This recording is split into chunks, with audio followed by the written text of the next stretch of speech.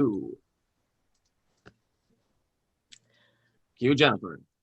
X-Men by Ed Solomon and Christopher McQuarrie. Black, gray sky, vast and immeasurable. So featureless, it seems devoid of even an abstract perceptibility. It is as though the gray could be right in front of your face. It could be today, it could be 1,000 years ago.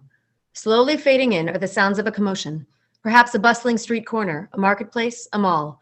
As the voices grow louder, we realize we could be at a football game or some similar public forum. Voices, some laughing, then a scream. Only a whistle. We are at a train station, perhaps?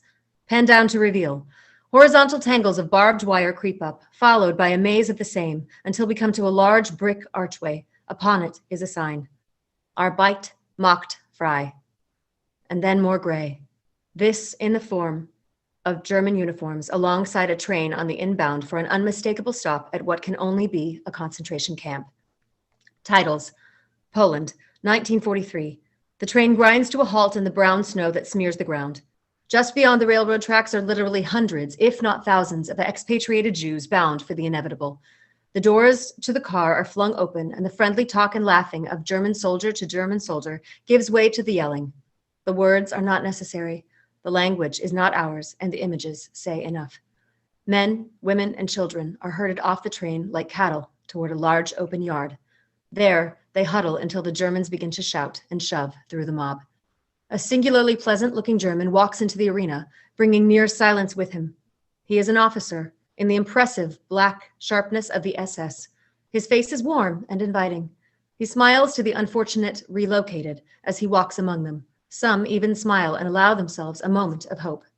The pleasant German never wavers in his demeanor as he quietly speaks to the other soldiers. When he is done talking to them, they laugh loudly, happily, saluting him and going quickly to their work. It is deceptively promising, and some of the Jews begin to relax. Smile. Angle on. A little boy. A boy who will not die this way. A boy who will live to see the end of the war and the world of the future. He smiles now, too, as the pleasant German passes by him in the crowd and runs a gloved hand through the little boy's filthy hair. Man and boy share a smile as though the war had never been. The boy looks up at his worried parents, a sturdy-looking couple who also relax, but none so much as to forget. Then the German is gone, and the screaming begins. The soldiers push their way through the mob using rifles as pikes, screaming and terrorizing the lot of them. Suddenly, it is clear what they are doing. They are dividing the mob into smaller groups. Soon, the groups themselves become evident. Men from women, children from adults. The family tries to stay together, clinging to one another dearly, until finally they are put upon by a number of gray uniforms and pulled apart. The boy is dragged screaming, his feet no longer touching the ground. Two soldiers carry him as they follow the back of a large column of children being led through a gate of barbed wire so dense it resembles wool. The gate closes and the boy looks back to see his parents, along with many others, being restrained by a number of soldiers. The screaming is deafening. And the boy's screams can be heard above it all. The soldiers seem to be having a hard time carrying such a frail child.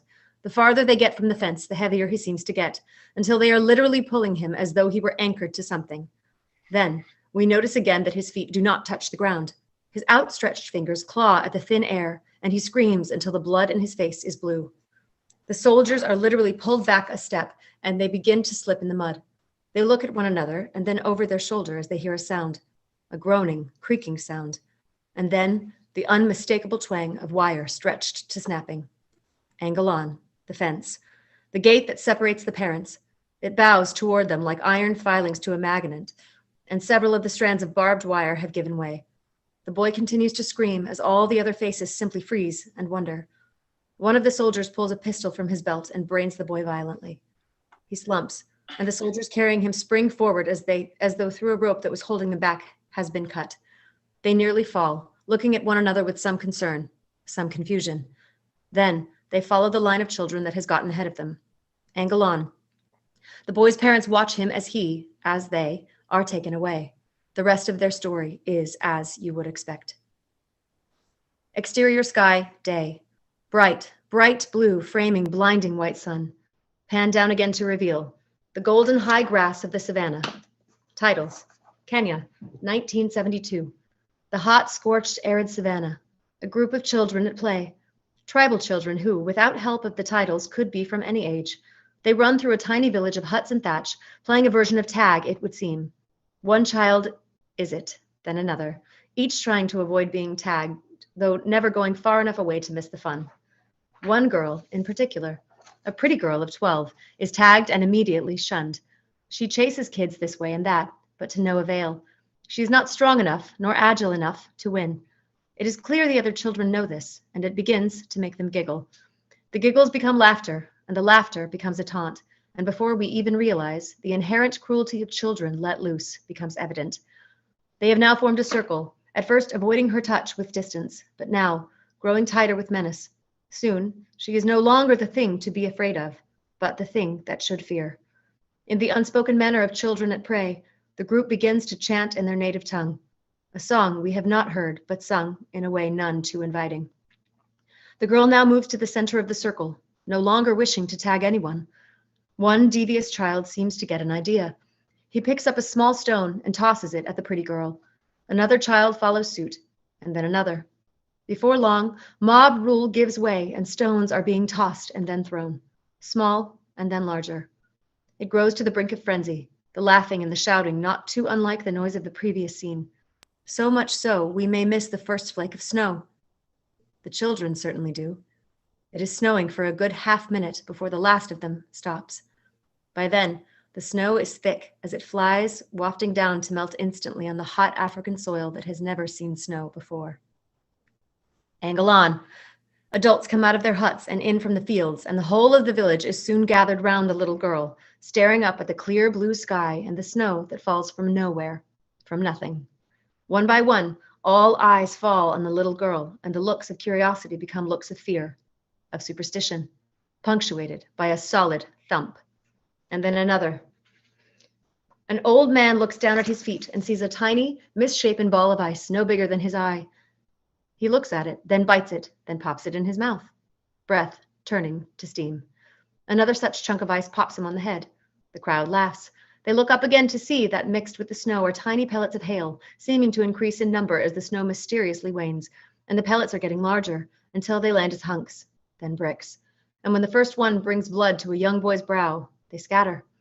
The girl drops to the ground and covers her head as hailstones the size of coffee cans plow into the earth as well as the weaker shacks of grass and mud.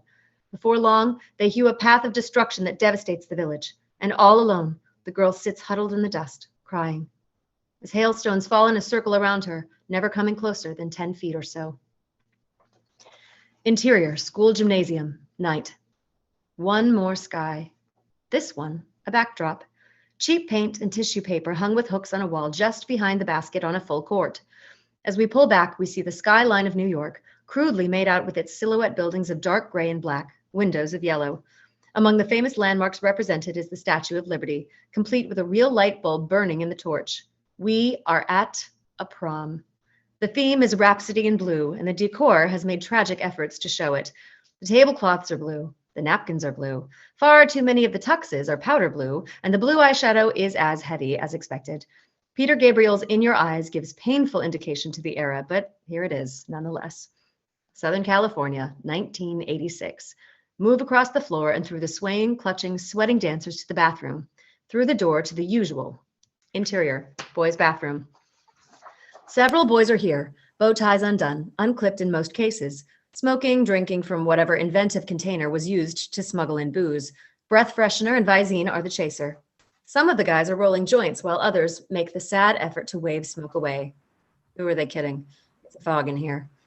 Move down the row of toilet stalls to one in particular. Here we find a freckled kid standing in front of mirror, clearly holding himself up from the effect of God knows what. He talks to his friend in the stall behind him. And here's something else. What's the matter with you? His friend is on the toilet with his hand in his hands. He seems to be in some pain. He is Scott Summers, age 17. My eyes. My eyes are killing me. The freckled kid offers a small plastic bottle. You want some Visine, man? My eyes. He knocks the bottle away. The freckled kid looks and sees that Scott's eyes are watering so badly that tears are literally streaming through his fingers. He goes back to the mirror to look at his own. They're burning. The freckled kid turns back to him. Dude, how much did you smoke? I didn't smoke anything. Scott looks up, taking his hands away, revealing for an instant that his eyes are merely bright red embers in his head, featureless, but for the color. The freckled kid takes a step back. Interior, gym, outside boys' room. A blinding flash of light shows through the frosted glass in the double door and cuts through the crack into the dark of the gym. All who see it are stunned, frozen. A lingering moment of confusion. Then, boom! The doors to the boys' room burst open and the occupants scatter into the gym. Interior, gym, stall. The freckled kid is still there, legs locked. Freckled kid's point of view. He looks at Scott, who is now crying meekly in the stall. The door swings closed to reveal a smoking, molten hole in the stall door, framing Scott's face perfectly. Interior, Senate hearing room, day. The typical assembly of GOP creeps. A lot of long chins and attempted charismatics. The room is crowded with press, and the like to the point that there is very little room to even move. It is quite similar to another sort of hearing from days past, only this time the senator in charge is not a drunken paranoid, but a very sober one. Senator Scott Frank Kelly sits in the middle of it all, having mastered the media much better than those around him. This is why he is the chosen front man. Just behind him sits Robert Gyrich, clearly a man behind the man, whispering almost constantly in the senator's ear. The X factor, also known as the mutator gene, exists within every creature on the planet. A very simple image of a gene, very simply drawn. It has literally a switch drawn on it and the words on and off. It is the gene which tells our bodies whether to change or to stay the same. It can be literally turned on or off depending on whether or not it receives the appropriate cues from the environment. One example is the weather. We see graphic images making this clear. We see cold weather and a primitive man with a lot of hair. For instance, as the planet gradually warms up, people whose mutator genes tell their bodies to adapt appropriately will live on and continue to multiply. Others will die out. Gradually, the species will change. As the graphic changes and depicts warmer climate, the hair starts to disappear on the man's body. Normally, this process takes thousands and thousands of years. It is the reason we have evolved from Homo habilis. Footage reflects the various stages of human evolution. Accompanying it is a graph with a diagonal line indicating the ascent of the human being as we know it. Accompanying the graph are evolving images of the evolution of man. To Homo erectus, to Homo sapiens neanderthalensis, and finally to Homo sapiens sapiens. Reverse angle. We're in a Senate hearing room packed with reporters and photographers. There's a dais, a raised panel of senators, and a second, lower panel. This is where the experts are testifying. Close on, Jean Grey. A strong, attractive woman in her early 30s, lobbying for mutant rights, she addresses the room. A simple placard before her, Jean Grey, Genetically Enhanced Rights Association. But there's a problem. On the screen, the trajectory of the diagonal line changes. At a point marked Homo sapiens sapiens, the line flattens. Once we humans stopped adapting to our environment and began adapting the environment to suit us, in other words, once we began making clothes, building shelters, and using heat. Quick shots, early huts, early clothing, then early homes, later homes, air conditioning, cars, modern high rises, etc. The mutator gene went into dormancy and mankind itself stopped evolving, and hasn't for thousands of years. Wider, on the room, the reactions, and on Jean herself. Until now. Jean directs her laser pointer to the words present day, where the evolution line has resumed its rise. For the first time in millennia, the Earth is changing faster than our ability to keep up with it. Footage. Human beings now, like the animals earlier, have minor mutations. We see images of minor powers. Someone who can seemingly move shadows with his hands. Uri Geller bending spoons. Someone else who appears to be able to singe paper with her eyes. Someone else who can briefly make an object blur and then refocus. These are but a few of the reasons we are seeing what some are calling the beginnings of another stage of evolution. A gavel bangs down on the dais. A microphone voice interrupts. Bearing down is the flamboyant Senator Scott Frank Kelly, a conservative from Florida, and the hearing's chairman. You're avoiding the question I posed to you at the beginning of this hearing, Miss Gray. 3 words, are mutants dangerous? Considering it is the agenda of this committee to register mutants as though they were a It is the appointed task of this committee to present to the president a comprehensive report that he may best decide whether or not to pass a registration act. We are not here to weed out mutants. We are merely here to assess their potential threat, if any, to national security. Another senator, Lucinda Rowie, speaks into her microphone. Ms. Gray, to what extent are these mutants actually a threat? Jean takes a beat, processes the question. Then, Some mutations manifest themselves as powers, but these are remote in the extreme. But Most are merely physical alterations. But they are dangerous. A person driving a car can be dangerous. Well, do we license people to drive? a laugh from the gallery. But not to live. Kelly has been waiting for an opening like this and is ready. He raises a blown-up photograph, a grainy, super-zoomed, somewhat obscured image of a car on a freeway, which appears to have melted. Now he's really playing to the crowd. This was taken by a traffic control video in Orange County. A man in minor alteration literally melted the car in front of him. Now, I don't know where you come from, Miss Gray, but where I come from, you don't go melting people's cars when they cut you off. You do it the old-fashioned way. You just give them the finger. Now, you presume to tell this committee about... I presume nothing. I am here to tell you that in time, the mutator gene will activate in every living human being on this planet. Perhaps even your children, Senator. I can assure you there is no such creature in my genes. The room laughs. Kelly mistakenly thinks it is for him until the double meaning occurs to him. He is momentarily embarrassed, but he quickly recovers. That was funny, I'll have to admit. You certainly seemed to be amused, Mrs. Gray. To be frank, Senator, I am tickled. The room laughs good-naturedly. Well, I wonder how tickled this committee would be to learn about your associate, Professor Xavier. Jean reacts now, surprised to hear these words from Kelly. Or about his so-called school for the gifted. Come now, Dr. Gray, as you are so open to disclosure, share with the people here the purpose of this school. Jean quickly collects herself. There is indeed a school specifically designed to For help mutants. For mutants. Is that not correct, Miss Gray? The senator now gestures to the monitor, which now displays a massive estate mansion behind a high iron gate. Mutters of confusion from the crowd. Jean bows her head. In fact, a school whose student body is almost entirely these so-called remote cases. Remote in the extreme, I believe that you said. So remote, the location and purpose of the school was, until this very moment, unknown to the American people. The confusion is finding focus, and the focus is Jean. that was simply for the protection of the students who have been Who what, Miss Gray? Who melt metal with their minds? Perhaps control human thought? What goes on in that school that no normal person has been allowed to set foot inside? Who is this Professor Xavier, and what exactly is he preparing these mutants for? Professor Xavier is without question the finest. Answer the question, Miss Gray. What goes on in that school? Education, enlightenment. Enlightenment, indeed. Well, I'll put this to you, Dr. Gray. I am of the thinking that this Professor Xavier is an extremist. Nothing more than a Michigan militia man with a degree and some very extreme parlor tricks. Tricks he does not yet want the world to see. Now the crowd has chosen its side, and Jean is not on it.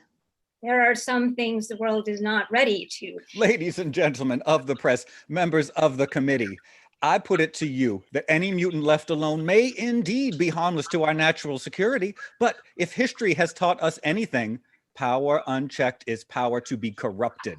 Unless we begin immediately to take action, the efforts of the people like Dr. Gray and this Professor Xavier, a minority of a few thousand may very well be organized against a population of millions, totally unprepared for whatever unearthly perversions await them. The crowd reacts loudly in support of the senator's pontificate.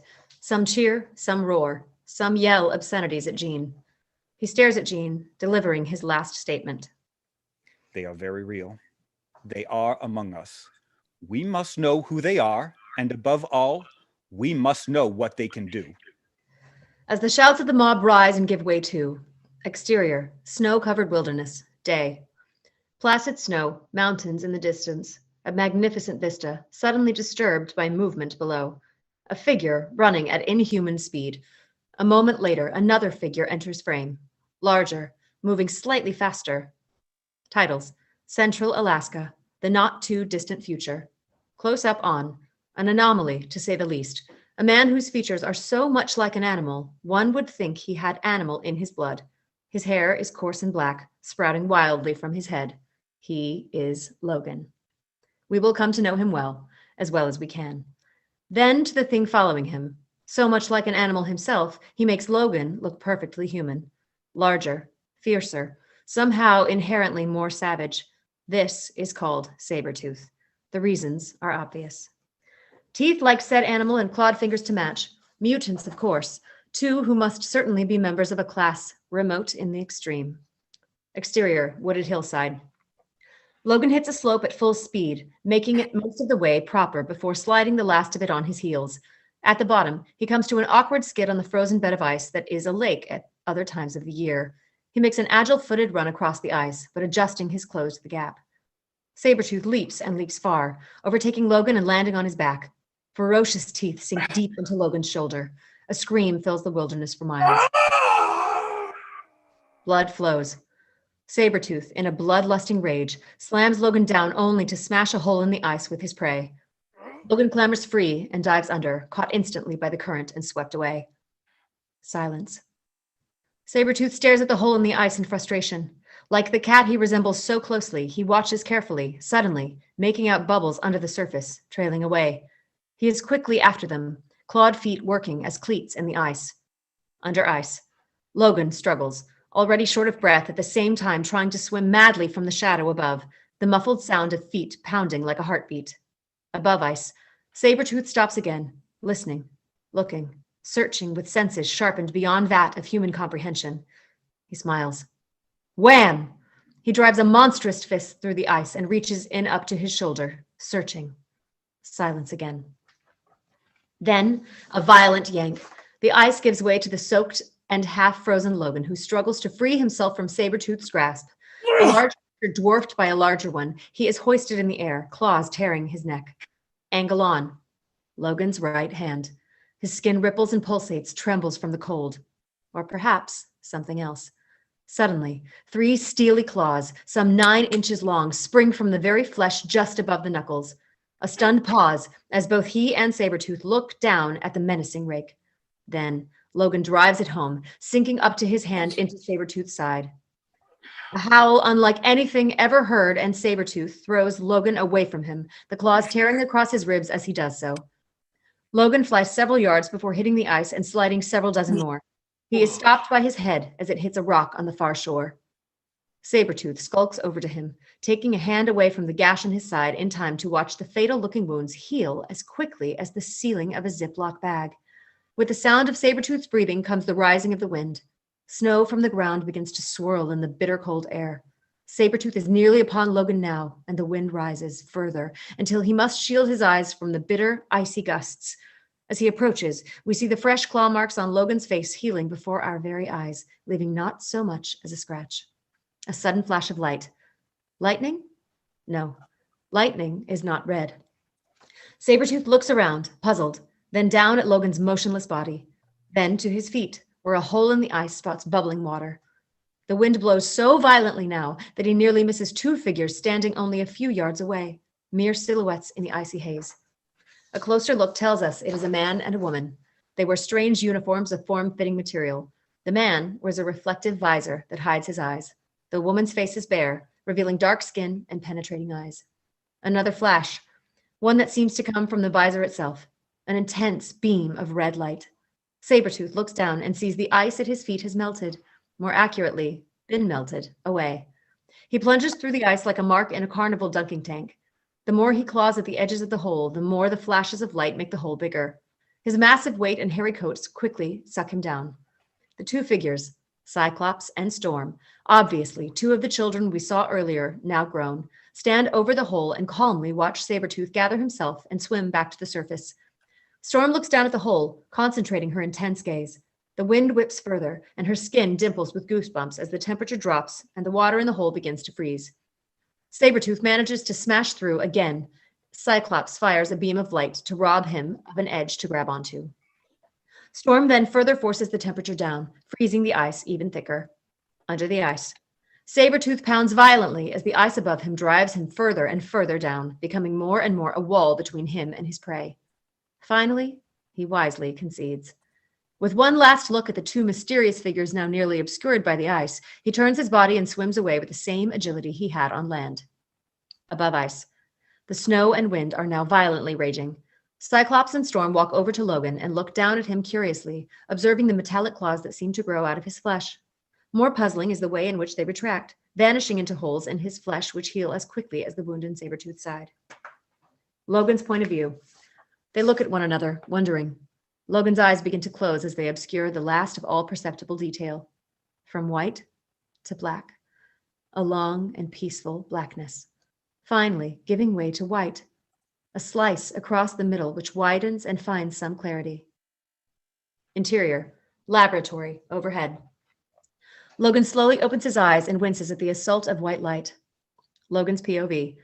A simple, white, acoustic tile ceiling with soft white fluorescent lights. As he gains more focus, a woman's face comes into view, seeming to hover above him. It is Jean Grey, inspecting him more than looking. Then another face, this one, on the front of a shiny, bald head. Professor Xavier, as we will learn, an intense and intelligent man, just to look at him. Finally, from the top of the frame comes another head, this one covered with hair. In fact, this thing is covered entirely in hair, all of it blue. If not for the small glasses on its face, we might think it was a grizzly with a dye job. This is Beast. What else are you going to call him? Logan looks to Jean and Xavier, still groggy. Am I dead? Miraculously, no.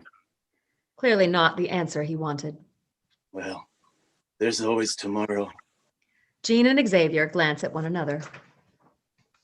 Who are you? Xavier holds up a set of dog tags on a chain. Whose are these? A relative? Your grandfather, perhaps? Mine. Looks at Beast, realizing. What are you? Beast takes no offense. He simply grunts and smiles. Xavier looks at the dog tags, puzzled. Where am I? Sleep, Logan. And he does. Interior, laboratory, later. Beast and Jean Grey wear surgical scrub suits, gloves, and masks. Logan is on a flat bed X-ray, the red, lighted crosshairs beating in between his eyes as images are taken over and over. Jean Grey looks down and sees Logan's hand pulsating in much the way it was before. Suddenly, the skin parts and the steely claws come out slowly and then retract. She looks up at Beast, who is already looking at them, amazed. When the claws retract entirely, the skin heals quickly. Beast lets out a humph of interest and picks up a scalpel. He makes a tiny incision on Logan's arm, which heals as fast as the blade can cut. Then he makes a deeper one, longer, and again until he is making a cut 6 inches long and a full inch into the muscle. It heals in seconds. Interior, laboratory, later. Close up on Logan's hand. A claw involuntarily emerges. A vice grip comes into frame and quickly grabs it, guiding it to another vice and clamping it there.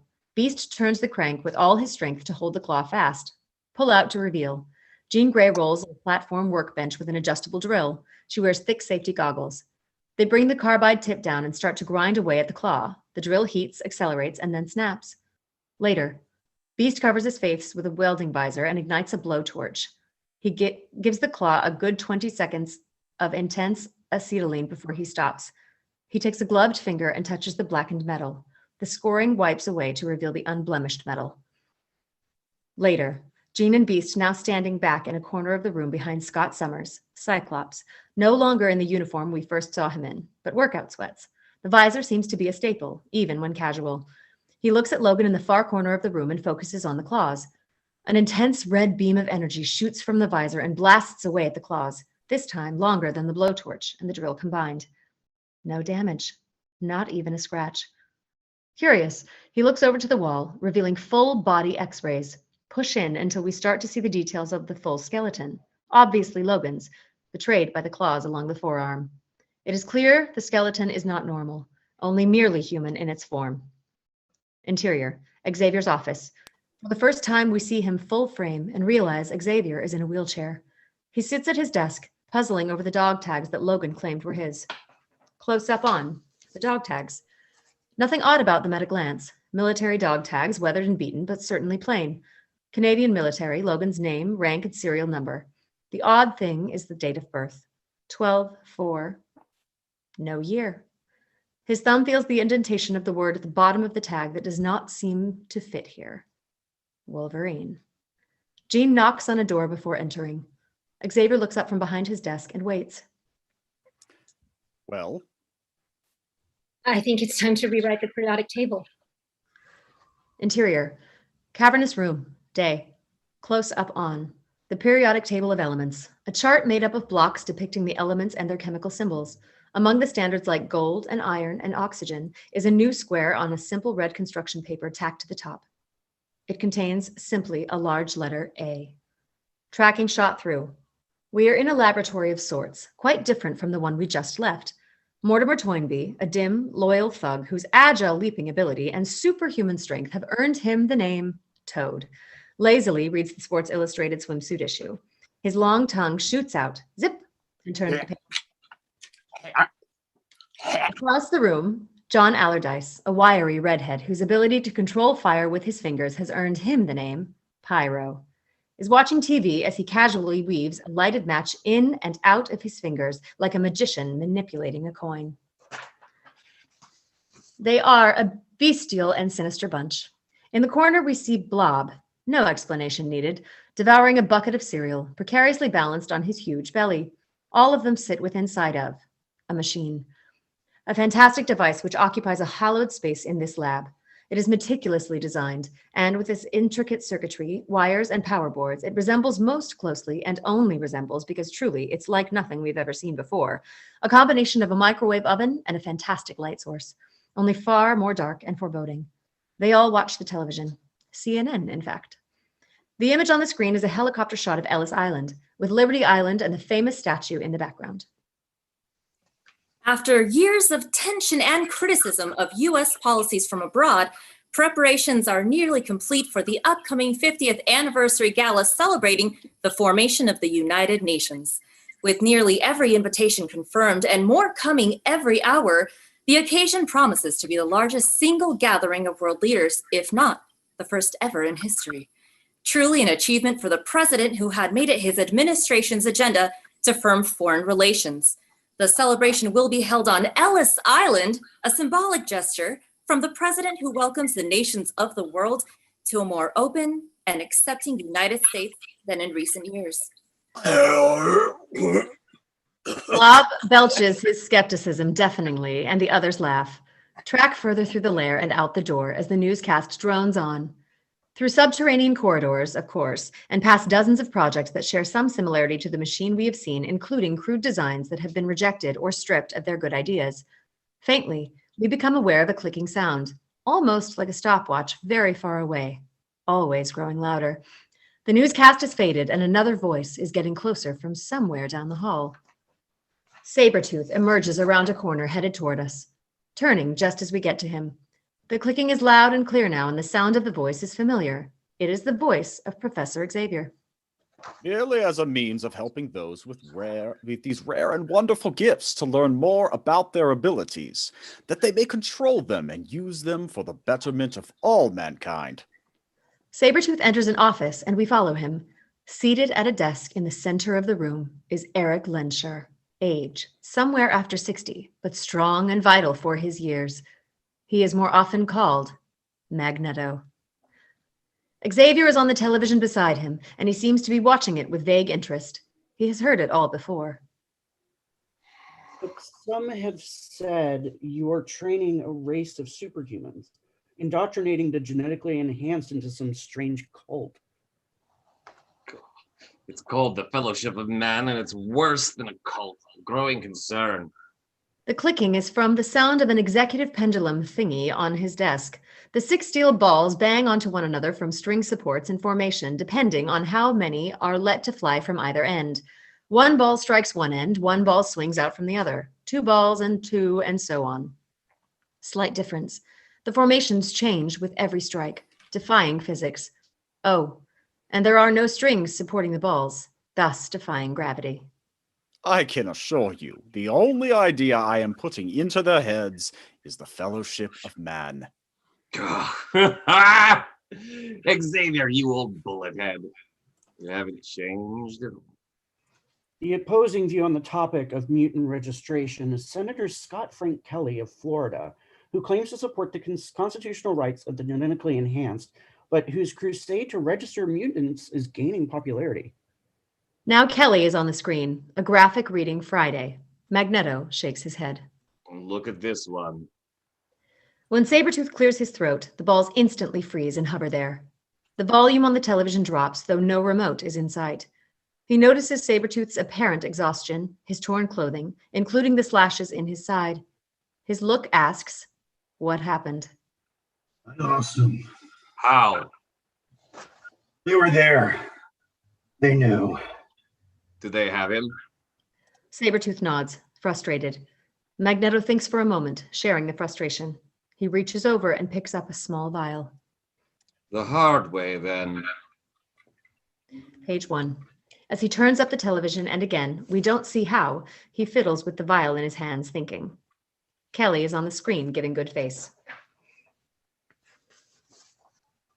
It's not the mutants per se that I have a problem with. They, like any minority, have fears and desires like normal people, but it's within their it's when their fears are exploited by the subversives like this Xavier character. And mark my words, if the president isn't strong enough to do what needs to be done. You mark my words, Senator Scott Frank Kelly.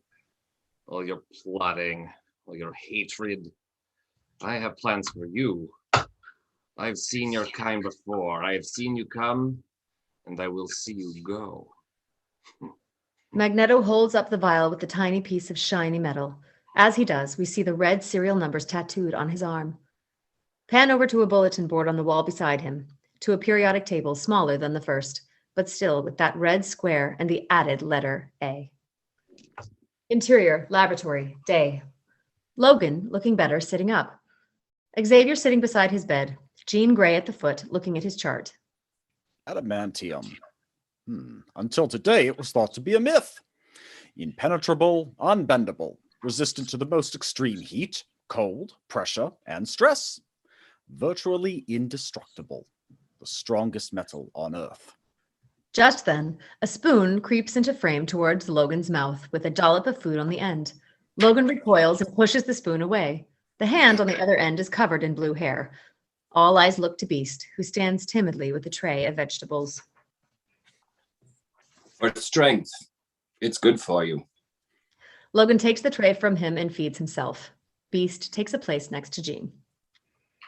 Go on. The adamantium has somehow been grafted into your bones. The entire skeleton is coated with it. I'm assuming your unnatural ability to heal makes this possible. It also makes you virtually unstoppable. Your metal skeleton may also explain why I'm having difficulty reading your mind. Excuse me? Surely you didn't think you were the only one with talents, Mr. Logan. He looks at Beast and Jean. Well, I'm sure Babe the Blue Oaf here can make a mean strudel. What can the pretty, Logan freezes as all of the vegetables on his plate levitate and hover in the air above him. Make you wear your lunch? Logan nods, conceding. Gotcha. The vegetables settle carefully back in place, and he continues eating. How did the adamantium get into your body? Was it the military? He points to Logan's dog's tags. Logan pulls away. I don't know. How long has it been there? I don't know. How old are you? Logan is clearly becoming agitated. I don't know. You mean to tell me that... I don't know. Who are you people? Where am I? What is this place and why am I here? Xavier wisely decides to ease up. All in time, in a matter in which you can digest. In the meantime, we would like to invite you to stay here as our guest. You are free to go anywhere. To leave? I wouldn't do that.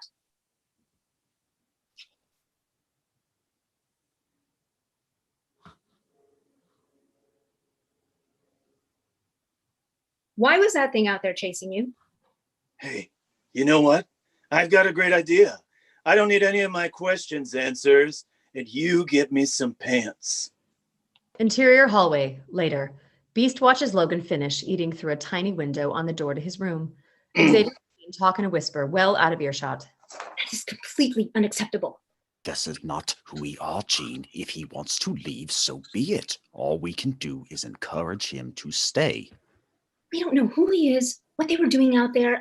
For all we know, he was working with Magneto. If that's the case, then he's already seen too much. Logan's voice echoes from the other room, through the wall. I haven't seen anything but the ceiling in this place, and I never heard of no Magneto. Don't any of you guys have names like Bob? The two of them look at one another, amazed that he could have heard them from that distance through that wall. Xavier whispers. Perhaps you would like a tour of the Institute. Delighted. Now can I please get some pants? Xavier looks at Jean and Beast. This time we hear his voice, but his lips never move. He is speaking telepathically. While I entertain Mr. Logan, perhaps you and Beast can see what you can find. Jean nods and leaves with Beast. And I am a boxer guy, if anyone's asking. Exterior, school grounds, later. Logan is clearly uncomfortable, antsy, ready to leave. He looks around at what seems to be a prep school, set in a large pre-war mansion on a large and well-kept estate. A soccer game is going on in the background. Angle on, the sidelines of said soccer game. A young girl sits all alone at the edge of the field. Her eyes are deep and sad, and her general attitude is not much better. She is not watching the game, however. Her name is Rogue, and we will meet her later. She wears an outfit that seems to swathe her entire body like a cocoon in thick layers, despite the warm weather. Her neck and even her hands are covered, all but her face. From where she sits, she watches Logan and Xavier with great interest. Finally, she stands and walks toward them. So all these kids are... Mutants, like you, all alike, and all very unique. The rarest cases from all over the globe. Ah, Scott, Storm. Logan looks ahead and sees Cyclops and Storm, the two that saved him from certain mutilation in Alaska. They are both dressed in those sweats that Scott was wearing before, and they both look as though they have just come from the gym. Scott's visor does not hide his scrutinous assessment of Logan. Storm is more forgiving. He's looking well. Do they sew it back on, right? I believe you have already met Scott and Aurora. Logan mocks deep thought. Then he points to Storm, then Cyclops. I'm going to guess they call you Snow Job and you're Pink Eye. They both look blankly at Xavier. Logan is just catching up. They nod and walk away, unamused. How did they find me anyway? I make it my priority interest to find the mutants with the most extraordinary powers, the best potential. We've been tracking you for some time. Impossible. I wouldn't know. Xavier taps a finger to his temple. The mind leaves no tracks, breaks no branches. What then? What for? Our primary goal is to allow those with more extreme mutations to learn in an environment with some sense of normality, a place where they will not be treated as freaks and outcasts. As he says this, one of the kids on the soccer field stretches some 20 feet with one leg and oversteps a sapling. Neither Logan nor Xavier sees it. Until recently, we were a well-kept secret for the safety of the children, as well as the courtesy of the surrounding residents.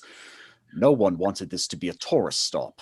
People coming to get a glimpse of, The uncanny Guava Man and his sidekick Flipper Boy? Xavier smiles politely. He is far too wise to take offense. Your humor has the ring of defense, Mr. Logan. I have to wonder if you have ever been open to anything in your life. Pause. Logan is serious now. Once or twice.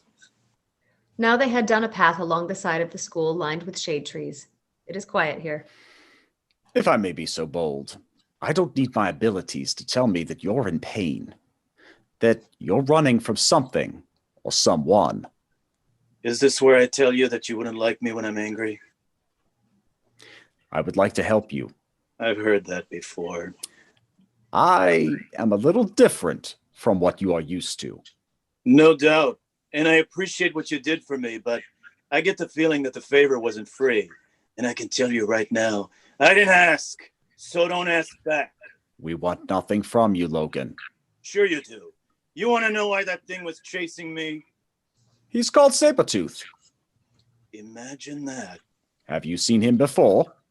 Too many times. And this time he nearly had you. He's nearly had me before. And haven't you ever wondered why? Logan grows grim. What difference does it make? I have it coming. What does that mean? Nothing. What is it you have done that makes you say this? When can I leave? Anytime you wish. Now would be great. The front gate is that way. Logan walks away and out of frame. Xavier sits, watching him go. Long pause. Logan comes back, fuming. You got a lot of nerve, pal, picking up around my insides, smoking up my tailpipe with your voodoo, whatever. I didn't ask for your help. I got no one, don't want no one, not gonna have no one, and was happy being no one.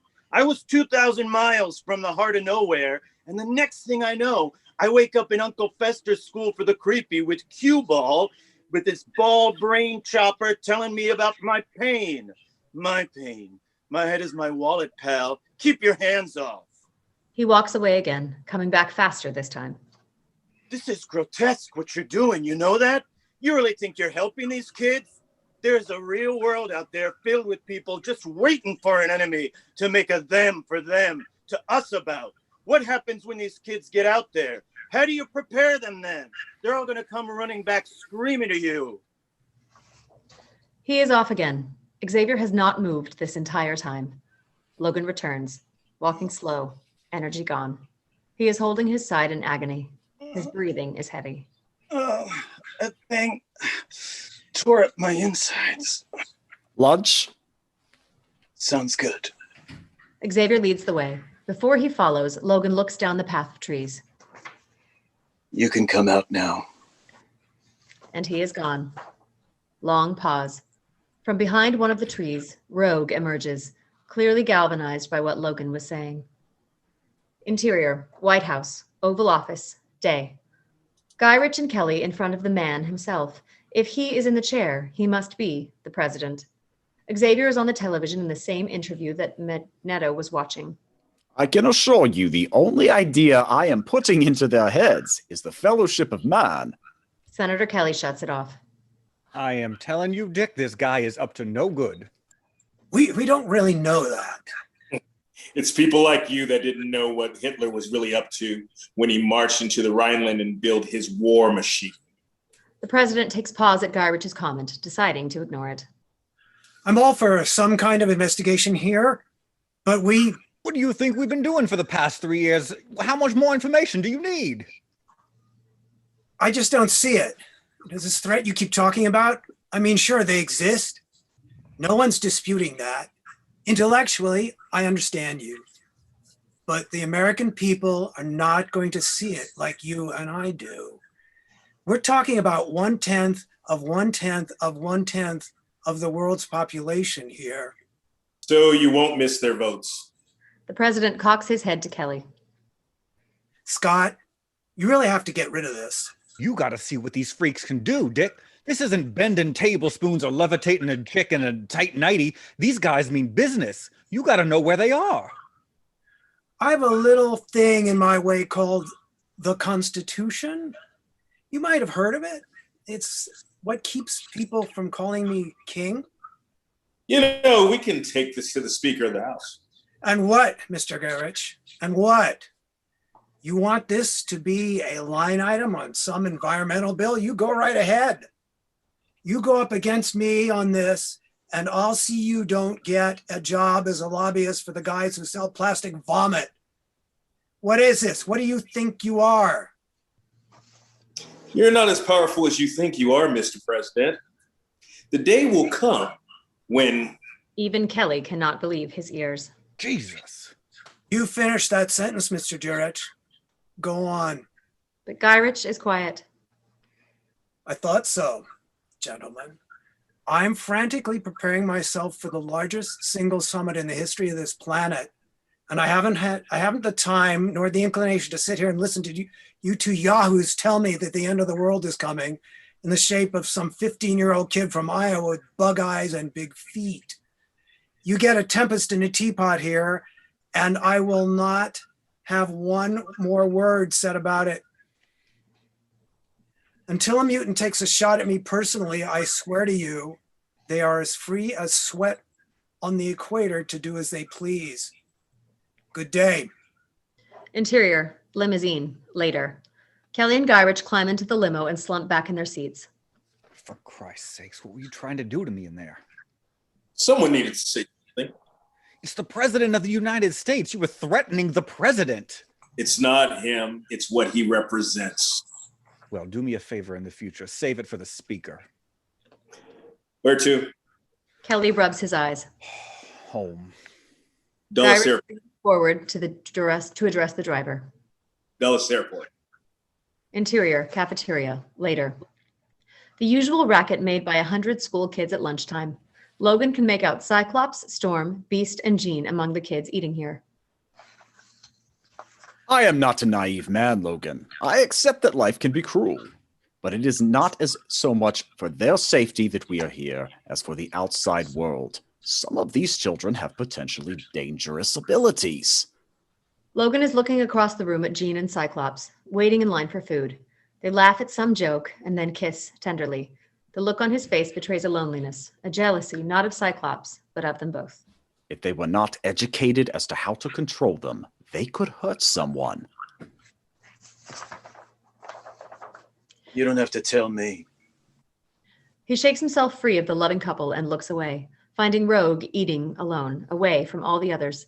She steals a glance at him and hides her face. We are a minority like any other. Only in this instance, the danger is amplified. I am sure you have seen what unfettered prejudice could do. Imagine if the vulnerable were more visible. Not everyone can pass as human like you and I can, Logan. To a world that doesn't understand or accept difference, we easily become seen as the enemy. Logan nods, his eyes betraying a lifetime of being that enemy. You should stay here with us, if only until you completely recover. If after a week you don't feel at home, I'll take you back to Alaska myself. He'll come here. That thing, looking for me. Sabretooth? I'll protect you. As long as you're with me, you'll be safe. Logan laughs. I'm sorry, Pops. I don't mean to be the hammer here, but look at you. You're an old man in a wheelchair. What could you do to that thing that I... Silence. The room, with all of its eating, chatting children, has fallen completely quiet. Logan looks around the room and sees that literally every child is frozen in time. Some with food half chewed in their open mouths, others with laughs frozen on their faces. It is motionless. Except for Storm, Cyclops, Beast, Jean, and Rogue.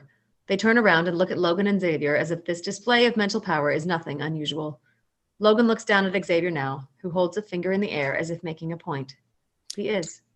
Never underestimate the man for the mind.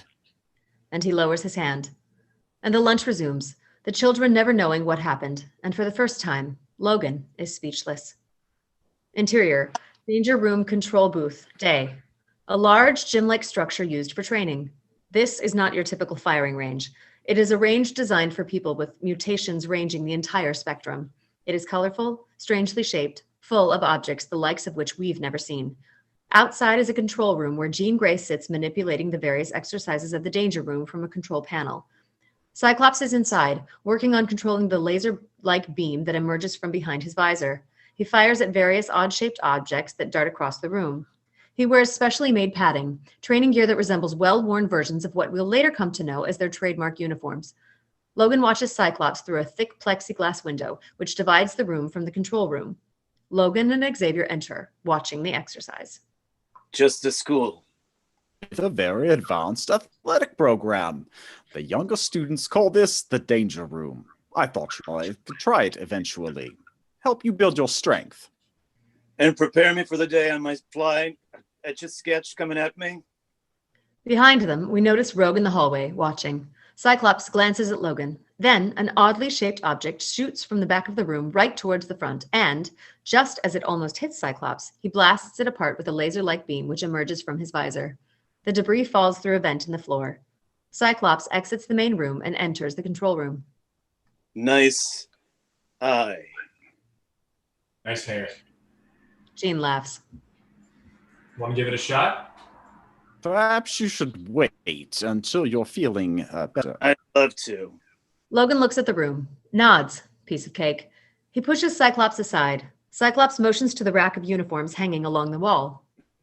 You might want to, Logan shakes his head and enters the danger room. Interior, danger room. Logan stands in the center of the room, taking a look around and getting familiar with his surroundings. Interior, danger room control booth. Cyclops and Xavier watch from behind the thick plexiglass. Jean hits a lever on the control panel. The first object shoots out of the wall. Interior, danger room. Logan ducks, bending backwards like a batter from an inside pitch. Logan turns to the control room and smiles. Interior, danger room control booth. The shape smashes hard but harmlessly into the plexiglass window. No one in the booth is phased. Jean takes the lever up another notch. Cyclops smiles. Xavier remains concerned. Interior, danger room. A hole in the wall opens. Logan again hears it coming and turns to face it. Another object shoots out at him and he extends his claws, spearing it. He turns back to the control room and retracts his claws with the object impaled on them. It falls away. Another object fires. Claws extend, slicing it in two. Then another, then another. The first is smashed, the second is speared, and yet another object comes flying at him. He throws the one he has just spiked into the latest flying object and the two smash in midair. Interior, hallway. Rogue smiles to herself. Interior, danger room control booth. Cyclops leans into the mic that is connected to the PA in the danger room. you really might want to wear some gear. Logan turns to face him, holding up his hand as his claws retract. We cannot help but notice that the middle claw lingers in a familiar sign of defiance. Cyclops leans in and whispers to Jean. She pushes the lever a little higher. Interior, danger room. Logan sees this and scowls. Two objects come at him from both opposite directions. He crosses his arms and smashes them both. Now, an array of multi-shaped and multicolored objects emerge from the wall and shoot toward him. Logan jumps over one, smashes the second with a twist and a half pike, nails the third. Logan's breathing is getting heavier. Exhausted. Angry. Interior, danger room control booth. Xavier is watching this with growing interest, seeing something new in Logan's features. Another object comes at him and he destroys it, but now with a venom. No longer playing. Cyclops leans forward and hits the lever, driving it to its highest level. Jean shoots him a look. Now, suddenly, the floor falls out below Logan, and he drops through. Then a powerful stream of air shoots up through the opening, and Logan rises back up into the room, off balance in the continuous flood of air. He ducks and rolls, swinging wildly, tries to maintain a kind of equilibrium in the air. More fireballs shoot toward him. He deflects one, but the other ignites his clothes. Interior. Danger room control booth. Cyclops smiles. Hot shot ain't so hot after all. But something is wrong. Jean senses it. She leans closer to the plexiglass, concerned. Logan starts to breathe heavily as he swings wildly, out of control and frustration. The hair on his body stands on end. Professor? My God. Logan spins madly and suddenly explodes into a berserker rage. Absolutely primal rage. It is utterly feral, blind fury, unlike anything we have ever seen in its inarticulate violence. Logan slashes at everything in sight, cutting his own clothing, then himself. Interior hallway. Rogue reacts, frightened. Interior, danger room control booth. Xavier, horrified, yanks the lever down, off. He hits two more buttons. The floor closes. Extinguishers from the ceiling shower down and extinguish Logan's burning clothes. Logan hits the floor, but he's still moving. Xavier shoots an admonishing look at Cyclops. Interior, danger room. Logan furiously lunges around the room. His claws run along the padded wall, shredding it. Interior, danger room control booth. You'd better bring him down. Now Xavier focuses his sights on Logan and using telepathy, Xavier, literally, tries to shoot Logan down. I can't! Logan spins to glare at Cyclops, who is stunned by the wild display, and Logan's blind rage is suddenly transferred to Cyclops. He starts toward him, heading right for the plexiglass. Cyclops backs up, his fighting visor glowing red. Logan lunges with his claws, driving them through the plexiglass inches from Cyclops' face. Then it stops. Only the sound of Logan's intense breathing as it wanes. Logan yanks back his claws and they retract. He stands in the middle of the danger room, still trying to control himself. Jean dares to walk in there with him. Cyclops goes to stop her, but Xavier halts him with his hand. Logan spins around and looks at Jean as she crosses the room to him. He crouches as though preparing for an attack, his animal instinct taking over for the moment. Slowly, his claws extend from his free hand. The others still remain locked in the glass, pointed at Cyclops. Jean? Jean never takes her eyes off of Logan. I'm all right.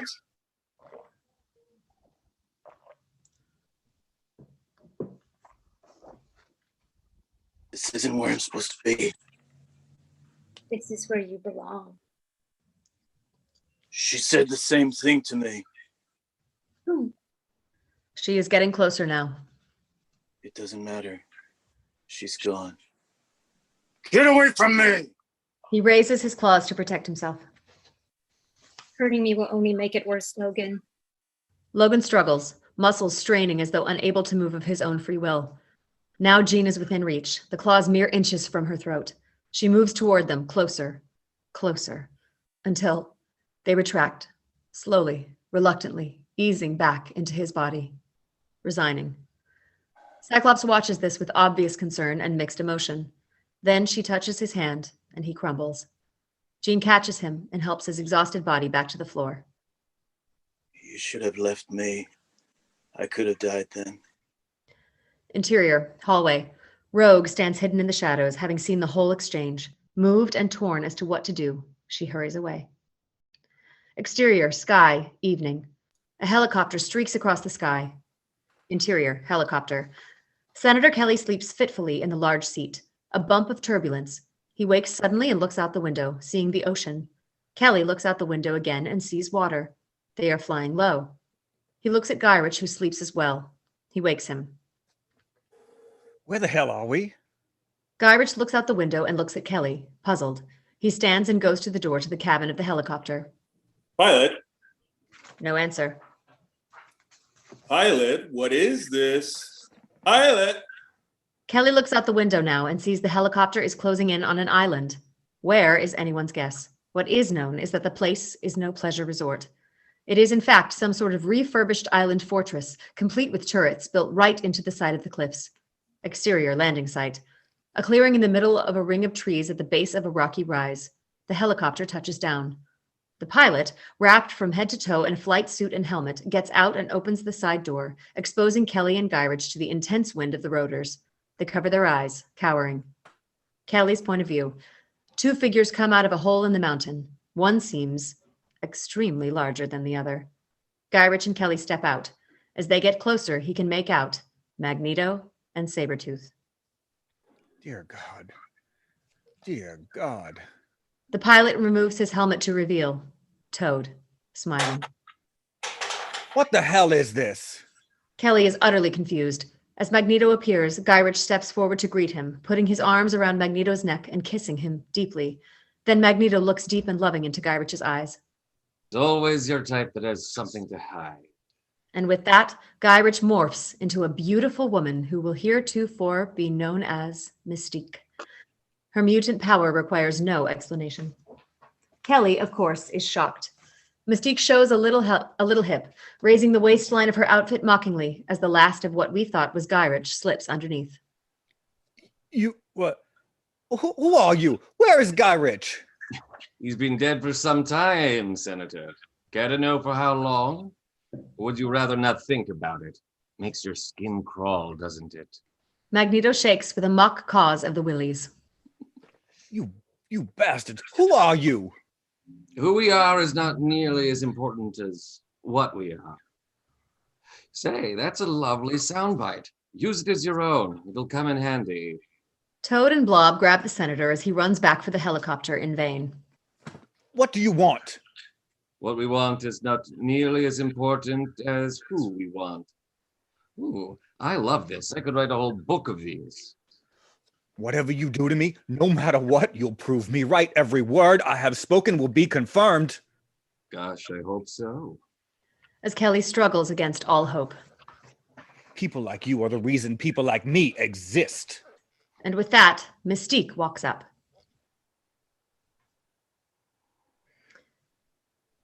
Whack! She strikes Kelly with enough force to... Black.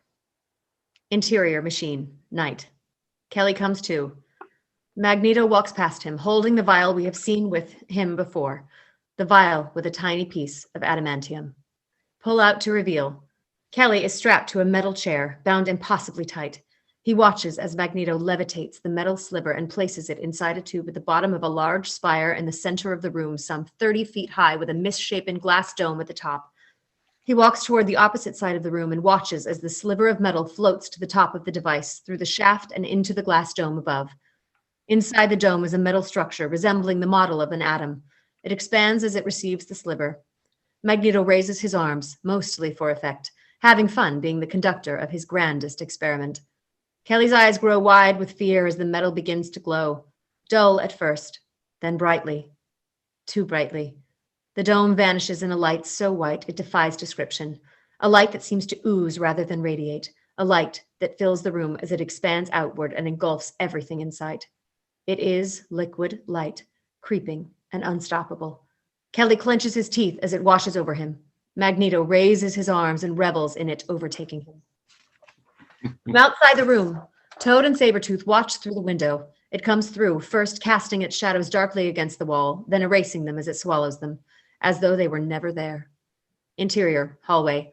From under a door, the light leaks in, literally, like water in a sinking ship, filling the room. All through the lair, air vents, keyholes, drain pipes, and the like, the liquid light fills the lair to the gills. Exterior, Magneto's lair, night. Through the turret atop the lair, the light beams up into the night sky, shining like a beacon for miles. Then the white light obscures all. Interior, machine. Kelly grits his teeth, barely visible in the whiteness. Then it is gone. He hangs his head in exhaustion, a pink glow to his skin, but otherwise seemingly untouched. Interior, mansion, night. Rogue. The waif is a young thing who hides so well in the shadows that she seems more comfortable to be moving through the mansion at night. She passes through halls and rooms, not making a sound in her strangely swathed bodysuit. Interior, bedroom. She creaks a door open slowly, letting a shaft of dim light slice the darkness. She walks into a figure laying in bed and stands over him, over Logan. He lays under a single sheet, sweating, his eyes moving this way and that in REM. His hands twitch. Rogue leans in closer as though trying to see his thoughts. Push in on Logan's eyes as they move under the lids. Flash, dream sequence. Interior, laboratory. Like none we have seen this far. In fact, judging by most of the instruments here, we are looking at a laboratory some 50 years old. Logan looks down, and we can see his body, naked, strapped to a table. A hand puts a mask over his mouth and black. For a moment, he awakens. Still Logan's POV. He struggles weakly with restraints as doctors in lab coats and thick red rubber gloves stand over him taking notes, paying very little attention to him at all. He looks to his right and sees some sort of device, a long, thick, cylindrical device that resembles some of the parts of the machines we saw in Magneto's lair. On the other side of the room is a huge vat filled with some kind of molten metal. At the base of the vat is a small fork with a piece of filament in it that seems to be the source of heat for melting the metal in the vat. Again, the mask puts him out. Awake now, again, but this time sinking into water, restrained completely now. Logan looks down and gets only a glance of his body, seeing that he is covered in a series of incisions from head to toe, literally split open, the flesh held back with hundreds of clamps. He sinks into the strange liquid, like water, but thick and viscous, and the sound of a drowning scream, and the metal is poured in after him. The sound of molten metal hitting liquid is unnerving. Mixed with screams, it is unbearable. Interior, bedroom, screaming. Logan's screaming as he comes to. Logan's eyes flash open. He looks up and sees a figure looming over him. In a flash, he reacts. Thud. Nothing more. Then silence. The door bursts open and Beast stands in the doorway, shocked, frozen. Cyclops and Jean are next, and finally Xavier and Storm. They can only stare. Logan sits upright in bed, claws extended into Rogue's chest. She is literally frozen on the end of his arm. Finally, Cyclops breaks the silence and moves to grab her. Don't touch her! Cyclops freezes. Logan finally pulls the claws free and retracts them. Rogue staggers. She pitches forward and touches his face gently with her hands, as though he would like to be the last thing she sees on this earth.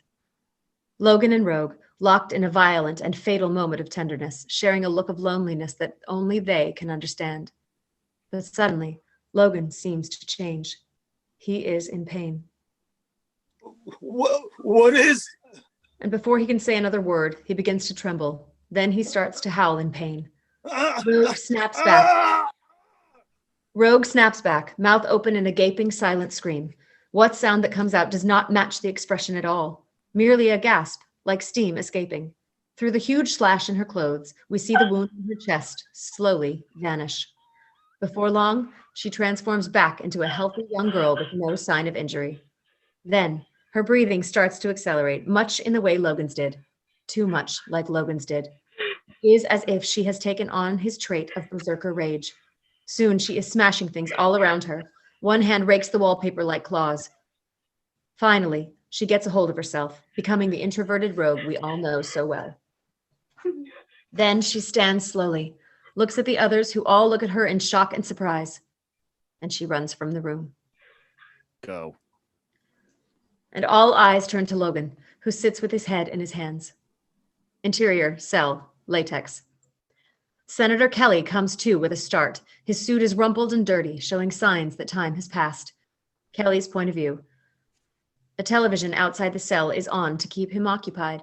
News coverage of Ellis Island summit. He looks around to see he is in a cell with no door, simply bars that jut out of the stone floor and ceiling. Only a sink, a toilet, and a stainless steel mirror are here as comforts, not even a bed. Magneto is in the cell with him. Just beyond the bars, he sees Sabretooth playing chess at a small table. Kelly cannot believe the sight of the latter, having never seen such an extreme mutation. The pieces on the chessboard are metal, and some invisible force moves the pieces playing against Sabretooth. Certainly, this is Magneto. It is as though they do not notice him, until he grabs his belly and doubles over, groaning in pain. Magneto looks at his watch. Are you a God-fearing man, Senator? Kelly's reaction tells him he is certainly afraid of something right now. Always loved that expression, as if there was something to fear. Kelly moans in crippling pain. Interesting fellow, this god. The power to drift a continent a few inches, drop whole canyons a foot or two. Impressive, wouldn't you say? Magneto moves a pawn. But do you think that God himself is ever going to actually step in and do something really, really scary? He's not, Senator. You know why? The senator just glares. Magneto bears in. He works too slowly. Man, however, seems to have the ability to make leaps and bounds in his apparent absence, punching holes in the ozone, melting the ice caps, and in all other ways making the Earth a better place. But for whom? For you, Senator? Not likely. At least not until now. Kelly jolts from a new pain just coming in. But what if you could change, adapt to your new environment? What are you? What if you could breathe carbon monoxide, Senator? The kind your fellow man is pumping into the atmosphere right now as we speak. Fly above the water that might one day cover the face of the earth. Or swim faster than any fish in the sea. What if your bones could heal gradually, instantly? What if you could walk through walls? What if you could move things with your mind? What if you could read minds? Would you consider yourself a freak of nature, Senator? Or would you just consider yourself prepared for the future? Kelly winces from some terrible agony. Don't fear God, Senator. And certainly, most certainly don't fear me. I'm here to help you. You, the man who represents everything I hate about Homo sapien, because I'm going to turn you and leaders like you into us. Believe it or not, you are a leader, Senator Kelly. You set an example for others. And if more of you were like, well, us, the world would be on the way to becoming a much, much better place. Welcome to the future, brother. And Kelly screams in horrible pain. The bars of the cell suddenly bend and make room for Magneto to exit. Then they bend closed behind him. Interior, Xavier's office. Logan sits in sweats now, much like the ones Cyclops and the rest wear after the danger room. He hangs his head sullenly as Xavier speaks. Rogue came to us a few years ago. She was formerly in the care of a mutant named Eric Lensher. Have you ever heard of him? No. He's also known as Magneto. No. He is an old friend. He is an old adversary. He heads a more radical cell of mutants bent on domination rather than cohabitation. I am fairly certain it is he who sent Sabretooth to find you. For what purpose, I do not know. Logan shrugs. Rogue was in love with him, but she was cast out, unable to serve him as he saw fit. That is to say, she had a conscience. What happened to me in there? Rogue's ability as a mutant is, simply put, the power to take the abilities of other mutants. Had she touched you much longer, you would have been drained completely, possibly killed. Her first encounter with this manifested itself during her first kiss. The boy in question, not a mutant, never recovered. Until tonight, none of the others knew, except that they were not to touch her. I'm sure a man with your education has heard of a girl named Pandora. You must understand, I have spent the better part of my life dedicated to teaching these children, these people, to embrace their mutations as a gift, rather than as an affliction, something shameful that needs to be hidden. For some, it has become their identity. You mock the names these people choose, but they wear them as badges of pride in who they are against nearly universal prejudice. And then, suddenly in their midst, is one of their own, who can take all of that away from them, leave them with nothing. She would have been an outcast among the outcasts. So what now? You're blaming me for? I think I will, yes. I think I will hold you responsible enough to keep you here. I'll make you a deal. You work with me for an hour a day. We will try our best to look into your past and find out who you are, where you come from. If you let me, I know we can. I told you I don't want your help. This is not for you, Logan. This is for Rogue. You are the first living being she has touched in 15 years. If that is not the basis for some attachment, I don't know what is. Son of a bitch. Stranger looking in might say you have it backwards. Interior, hallway, later. Logan walks into the hall and nearly runs into Rogue. She looks at him shyly and steps back.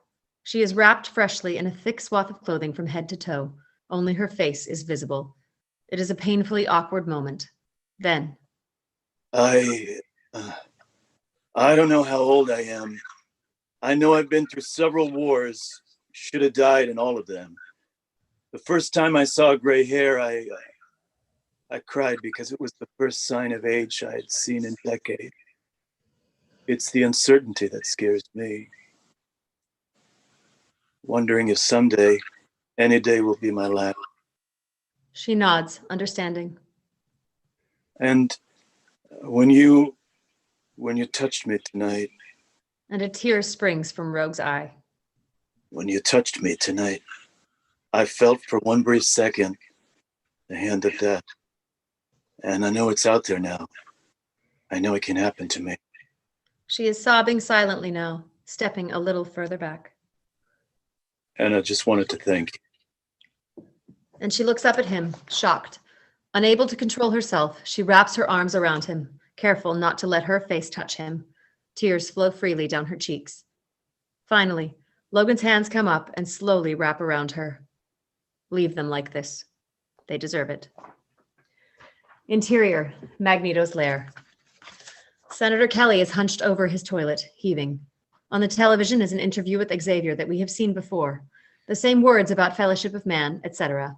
Kelly slumps to the floor, catching a glimpse of himself in the stainless steel base of the sink in the corner. And so do we. His skin seems to be turning white. Worse yet, not white. Veins are visible all over his face, and he has thinned considerably. A lock of hair is in his face, and when he goes to brush it aside, it simply falls out in his hand, leaving a patch of skin on the front of his scalp matching perfectly the skin on his face. And he screams. Oh. He seems to be excreting some sort of clear fluid, and his breathing is starting to take on a gurgle that is all too unpleasant. He is in obvious pain. He walks toward the cell and tries to look down the hall, pressing his face to the bars at the spot Magneto had bent them. It is only then that he hears a slight crack, and his head squeezes between the bars like a soft-shelled egg. He gasps in pain, choking on the clear mucus. After adjusting to the shock of what has happened, Kelly gets an idea. He turns his shoulder toward the bars and begins to push. His feet slip in the floor, and his fingers stretch and crack inside. Then his ribs begin to pop one by one with the brittleness of undercooked spaghetti. It is agonizing, but Kelly finally manages to pull his horribly altering body through the bars. Once through, he looks around the room and finally sees down the hall where we first went our way to meet Magneto. We even hear the familiar clicking of the balls on his desk. Kelly, with only that way to go, does so, passing once again the odd assortment of machines, very reminiscent of the one in Logan's dream. The clicking gets louder and louder the closer he gets to what must be Magneto's office.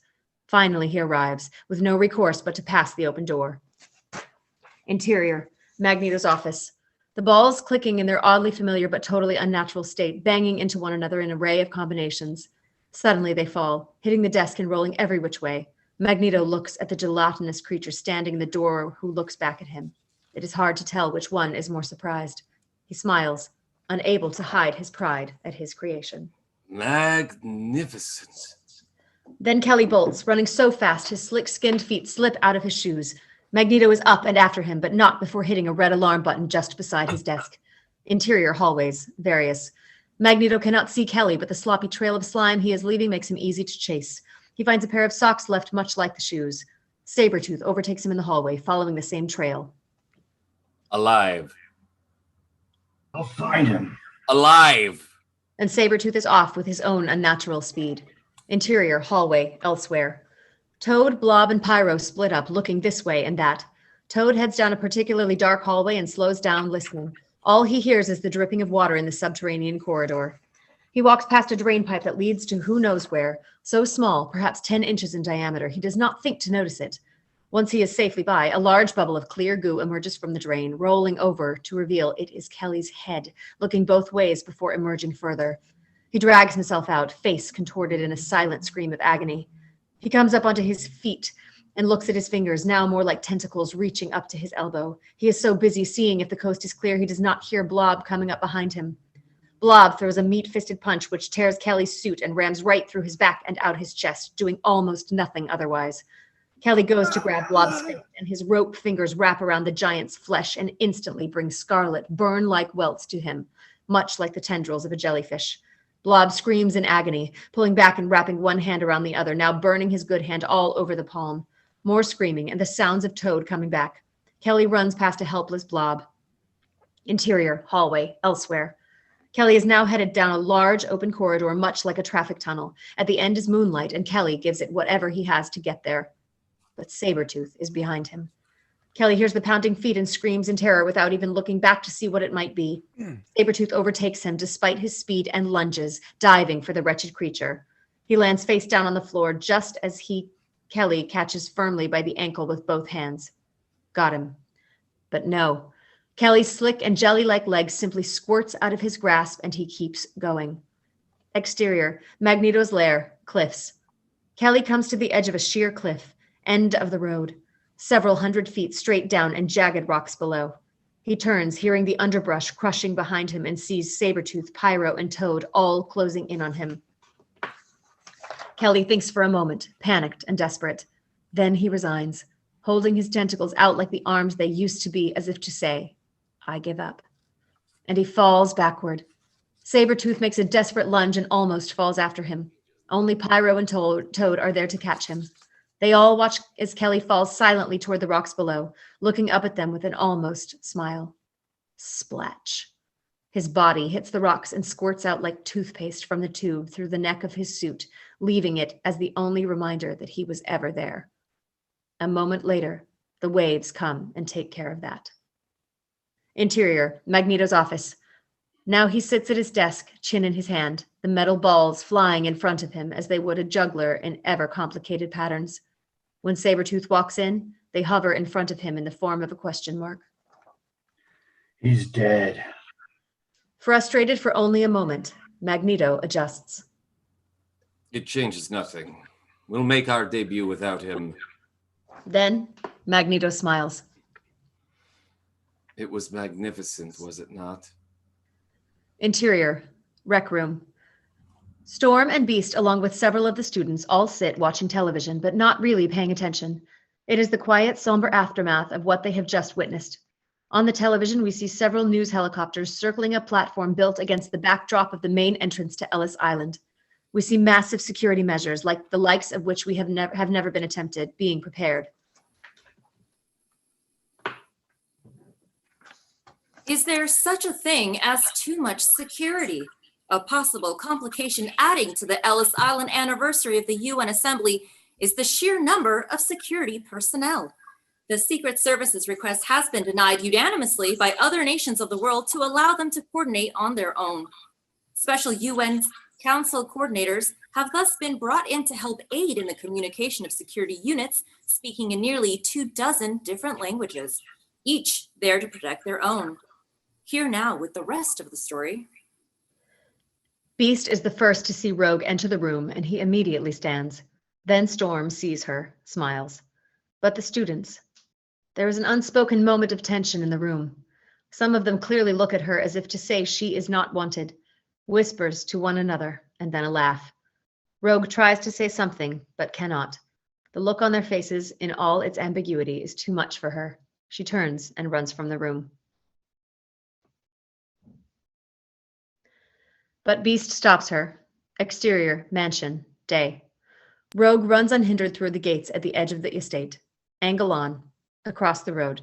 The leaves on the trees seem to move, then one of the trees itself. Then, his camouflage fading, Toad comes down from the treetops, heading in Rogue's direction. Interior, danger room, day. Logan in a suit not unlike the ones we saw Cyclops and Storm in at the beginning. It is skin tight and seems to cover him well. Jean Grey is helping him adjust it to fit him. At the same time, she is attaching remote electrodes to the suit around his heart, temples, etc. Xavier watches from the booth. He is adjusting the dials on a wireless EKG that is monitoring all of Logan's functions. Cyclops is at the controls, ready. This will give you a little more protection than the last time. Obviously, we would make one more suited for your abilities. Shink! Logan's hands come up, claws having extended through the special gloves, tearing nasty holes in them. You were saying? Jean smiles. Put those away. Xavier's voice comes in over a loudspeaker. All right, we're going to try and repeat yesterday's performance. This time, however, I want you to try and concentrate for as long as is possible as to what thoughts, memories, notions, no matter how fleeting, enter into your mind. Do you understand? What if they're nutty? He is looking at Jean when he says this. She smiles, shaking her head. Cyclops is clearly not happy about it. Storm and Beast enter the booth behind them in a panic. We hear only muffled conversation through the mic, then Xavier, loud and clear. What? Jean and Logan look at one another, then dash into the booth. Interior, booth. What is it? What is it? Rogue is gone. I knew this would happen. Some of the students reacted. How in the world could you have let her go? It seemed best if we just... Let her figure out your problems for you? Hey, tough guy, stay out of it. You got one day in this place. In the booth, Xavier shuts his eyes, concentrating. Enough to see you hypocrites have your own standards, just like the rest of them. I hardly think that's fair. Just look at yourself, Booberry, and tell me what's fair. Cyclops lunges for Logan. Claws extend quickly, ready to kill. Beast holds Cyclops back and shakes him just as his eyes are heating up. Enough! None of this matters. What is important is finding Rogue and bringing her back before something happens to her. I have found her. Interior, Westchester Mall, day. A mother and child wander in a typical shopping days. Pull out to reveal. A particularly crowded day at the mall as Rogue comes up the escalator, wandering through the mall. She walks under a high domed glass ceiling, revealing bright light outside. She walks over to a Victoria's Secret store and looks up at the mannequins in the windows, who wear almost nothing at all. Quite a contrast from her own stifling garb. She touches the glass as though trying to reach them. Then she moves on. Rogue's point of view. She looks all around the mall at the many oblivious people here. Children playing tag on one side, a young couple holding hands. Human contact all around. She walks past a small child, her hand nearly brushing the girl's hair. She passes an elderly couple seated on a bench, daring to come within inches, dying for the slightest touch. Finally, she sees a young man looking in the front window of a sharper image store. She walks over and stands behind him, slowly raising her hand to touch him. Her fingers come painfully close, getting closer. Rogue! Rogue turns and sees Storm coming to her through the crowd. A shift in the crowd, and Storm loses sight of her. Interior mall, where Rogue runs up the escalator and runs right into Storm, nearly touching her. You don't have to run. Interior, food court, later. Rogue and Storm have a cup of coffee by a glass railing that looks down the rest of the mall. I fell off the wagon. Hard. I feel like if I don't touch another human being. She starts to cry now. It's okay. Like, I don't want to live like this. All of us have those days. But you can touch. You're not alone. No one is alone like I am. That may be so, but you were put here for a purpose. Oh, I can see that look in your eyes. What look is that? Oh, you know that look people get when they want to touch you to make you feel better? I see that look all the time. It ends with this expression that I'm sure lepers know pretty well. Just then, Rogue looks down and sees Cyclops on the lower level, obviously searching for her. I'll touch you. Rogue's attention snaps back to Storm. Wait, what? I said, I'll touch you. Is that what you want? Here. She reaches for Rogue, who recoils. Don't. I am serious. Come on. Get away, please. Please. I didn't mean it. Then you touch me. No. Then quit your crying. Stop complaining about how hard it is to be you. You want to die? Go and kill yourself. Otherwise, stop being such a martyr. Get over yourself. Rogue looks at Storm in shock, but not so much as to notice something over her shoulder, a movement on the other side of the mall. Rogue's POV. Storm seems to be in two places at once because now she is all the way on the other side in front of a large planter, watching Rogue talk with, well, Storm. The tree behind her turns an autumn red and the leaves fall off as a massive figure moves into frame behind her. Interior, mall, lower level. Cyclops looks up and sees Rogue sitting with Storm, looking over at something. He turns in time to see that the other Storm is being choked by Sabretooth, her feet not touching the ground. He tries to get a shot with his visor, but too many people in his way. Interior, mall, upper level. Sabretooth smiles as Storm struggles to turn. He whispers in her ear. Green fun. Interior, danger room, control booth. Back at the mansion, Xavier is watching Logan go through a light routine in the danger room with Beast at the controls. Suddenly, Xavier touches his throat, then raises a shaking hand to his head. Dear God. What is it? Stay here with Logan. Whatever happens, do not leave this school. And he is gone. Interior, mall, lower level. Cyclops has a clear shot now. His eyes start to glow brightly. Suddenly, a familiar movement on the pedestal behind him. Toad has been camouflaged the entire time. He comes down and licks his lizard-like tongue, snatching the visor from Cyclops' face. Mayhem.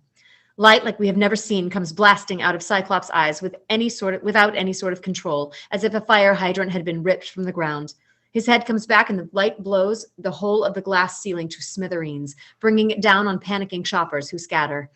Toad leaps up to the second level and then again out of sight. Mall, upper level. Sabretooth reacts, surprised by the sudden shift. This gives Storm one last chance to breathe. We notice now that something is happening to her body.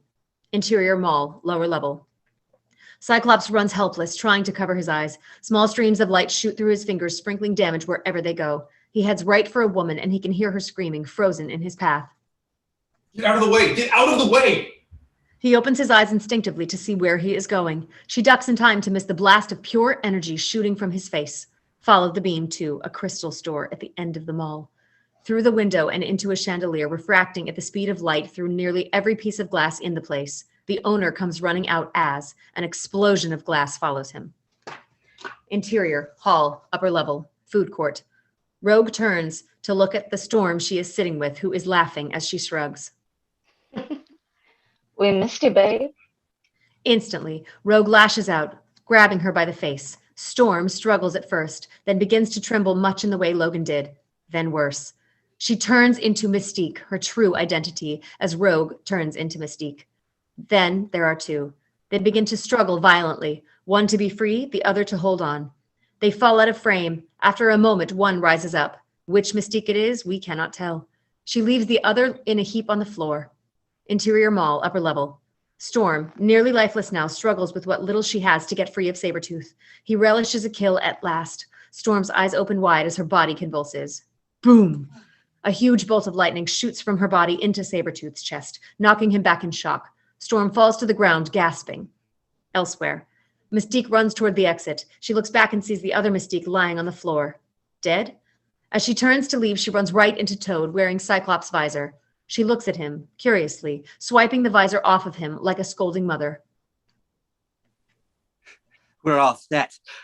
Xavier's on his way. Get to the mansion. He leaps away, leaving Mystique to transform back into Rogue, her real identity. Rogue looks back to the spot where the real Mystique was lying and sees that she is gone. Exterior, streets. Xavier drives as fast as he can toward the mall. Interior, mall, lower level. Cyclops stumbles blind and helpless, covering his eyes. A hand comes into frame, tapping him with his visor. He takes it and puts it on, looking up to see a guilt-stricken Rogue. Sprinklers fire and shower down all over the mall to the sound of many alarms. Exterior, mall, day. Xavier fights the rush of traffic, people fleeing madly from the mall. As he pulls up to the front doors, he sees Cyclops emerging, carrying Storm's unconscious body. They are followed by Rogue. It's a trick. To lure you away, they're headed towards the mansion. They jump in the car and peel out, back toward the home. Interior, mansion, Logan's room. Logan has just finished his exercise in the danger room. He looks a bit worn, showing signs of pain and stiffness, not quite ready for the strain he has put on himself. His face is slicked with sweat as he wrestles with how to get this uniform off. He hears the slightest noise and turns. Rogue is standing in the doorway looking at him. He is speechless at first, then... Listen, I feel a little responsible. Rogue shakes her head, smiling. I heard about what happened. Okay? She shrugs indifferently. Extended close-up on Logan's nose. His nostrils flare, sensing. Logan squints the tiniest bit. We know he knows something is wrong, but he is hiding it. He picks up a towel and wipes the sweat off his face. So listen, I was thinking today maybe I'd go out and have a drink. Thought maybe you'd come with me. Rogue nods and smiles. Maybe you could finish telling me that story you were telling me about last. Rogue pauses, confused. You know, come on, don't make me say it. But Rogue is stumped, not knowing what to say. Whatever you say about them being the same, no two women smell alike. Shink. The claws are out. Logan lunges, but Rogue dives to the side and out into the hall. Logan is after her, his claws tearing through the walls as he chases her. Where is she? Interior, laboratory. Jean and Beast are here, working on something or other. They hear the racket and look at one another. Finally, Beast leaves the room to go look. Interior, hallway. Logan chases a fleeing Rogue toward the front door of the mansion. She runs right past an open doorway. As he chases her, a blue tree trunk comes out the door. Blam! Logan is clotheslined by Beast. He hits the floor, roaring in pain and frustration. Oh, Beast, wait! But Beast is on him in an instant. No more the benevolent creature we are used to. Now he is a monster. Beast picks up Logan and throws him down the hall. Boom! Logan hits a wall and crumbles as Beast comes at him for more. You don't understand. That's not... But he is off the floor and flying through the air again, into and through a door at the far end of the hall. Rogue watches this with great fascination. She smiles. Behind her, a large black metal box floats into view. Behind it walks Magneto, keeping it aloft with his power. He stands next to Rogue and watches the two hulking creatures go at it. You're loving this, I know. Magneto keeps moving, now the box behind him. Beast is coming toward Logan again, furious, high on the fight. Logan's hands are raised, claws retracting as a sign of peace. No go. You know, I consider myself to be a reasonable guy. Wait! I like to think sometimes I'm actually too forgiving. When you grow up looking like a frosty blue sable-covered Volkswagen, you learn to understand where people's anger comes from. Logan can see Beast is getting angrier just talking. The claws extend reluctantly. Logan will kill him if he has to. But you, man, well, I've simply had enough. Logan flashes his claws, cutting the wall away behind him, a hole just big enough for him to wriggle through. Beast lunges, but he is too late. He reaches in, but cannot quite get to Logan. Listen to me. Listen. I'd rather not. It's not Rogue. It's someone else. Just come here. Smell her, you moron. It isn't Rogue. What? Smell her. What kind of beast are you anyway? Beast stops. He thinks. He turns. Interior hallway.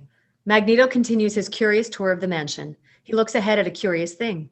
A heavy wooden end table is flying down the hall at great speed directly toward his head. Without ever losing the look of fascination on his face, he drops to the floor. The black box keeps moving ahead and smashes into the end table, splintering it. Magneto is up and heading in the direction from whence the table came. Interior hallway. Beast and Logan hear the crash. Jean! Logan motions with his head and eyes to where Rogue is now standing in the hallway behind Beast. I got this one. Beast runs after the sound, brushing past Rogue as though she were not there. Logan comes out of the hole, his rage mounting. Rogue, suddenly seeing a new order of things, starts to back up, then runs for her very life. Logan roars and comes after her again, this time ready for business. Interior, laboratory. Magneto comes carefully around the corner and into the lab. There he sees Jean Grey standing calmly on the far side of the room, hands behind her back. He almost does not see the baseball bat that whips inches from his head. Magneto smiles. The bat waves back and forth, whipping the air, warning him to come no further. Telekinesis. Fascinating. But I wouldn't give for that.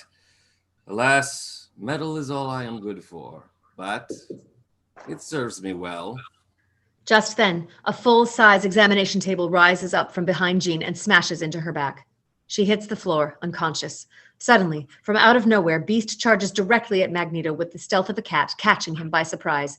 Magneto wheels in time to see nothing but a wall of blue hair and a hand of the same getting hold of his neck. Interior, front hall. Chasing, smashing, screaming, howling. Logan leaps across the room and grabs Mystique by the throat. His claws extend to her throat, his fist holding still and letting the natural force of the claws do the work. Slowly, they push into the flesh under her chin. She tries to pull away, but she is held fast. Who are you people? What is it you want with me? Mystique is defiant, smiling. Kill me. In a minute. Now tell me. Nice get up. You bulge in almost all the right places. The claws extend a little more, drawing blood. But before he can elicit her to speak, another voice calls out to him. Logan? From deep in the mansion. Logan! Logan thinks for a minute, then turns Mystique around, holding his claws to the base of her skull and his free hand around her throat. Interior, hallway, mansion. As Logan follows the voice. Logan! Come to me, Logan. Interior, laboratory.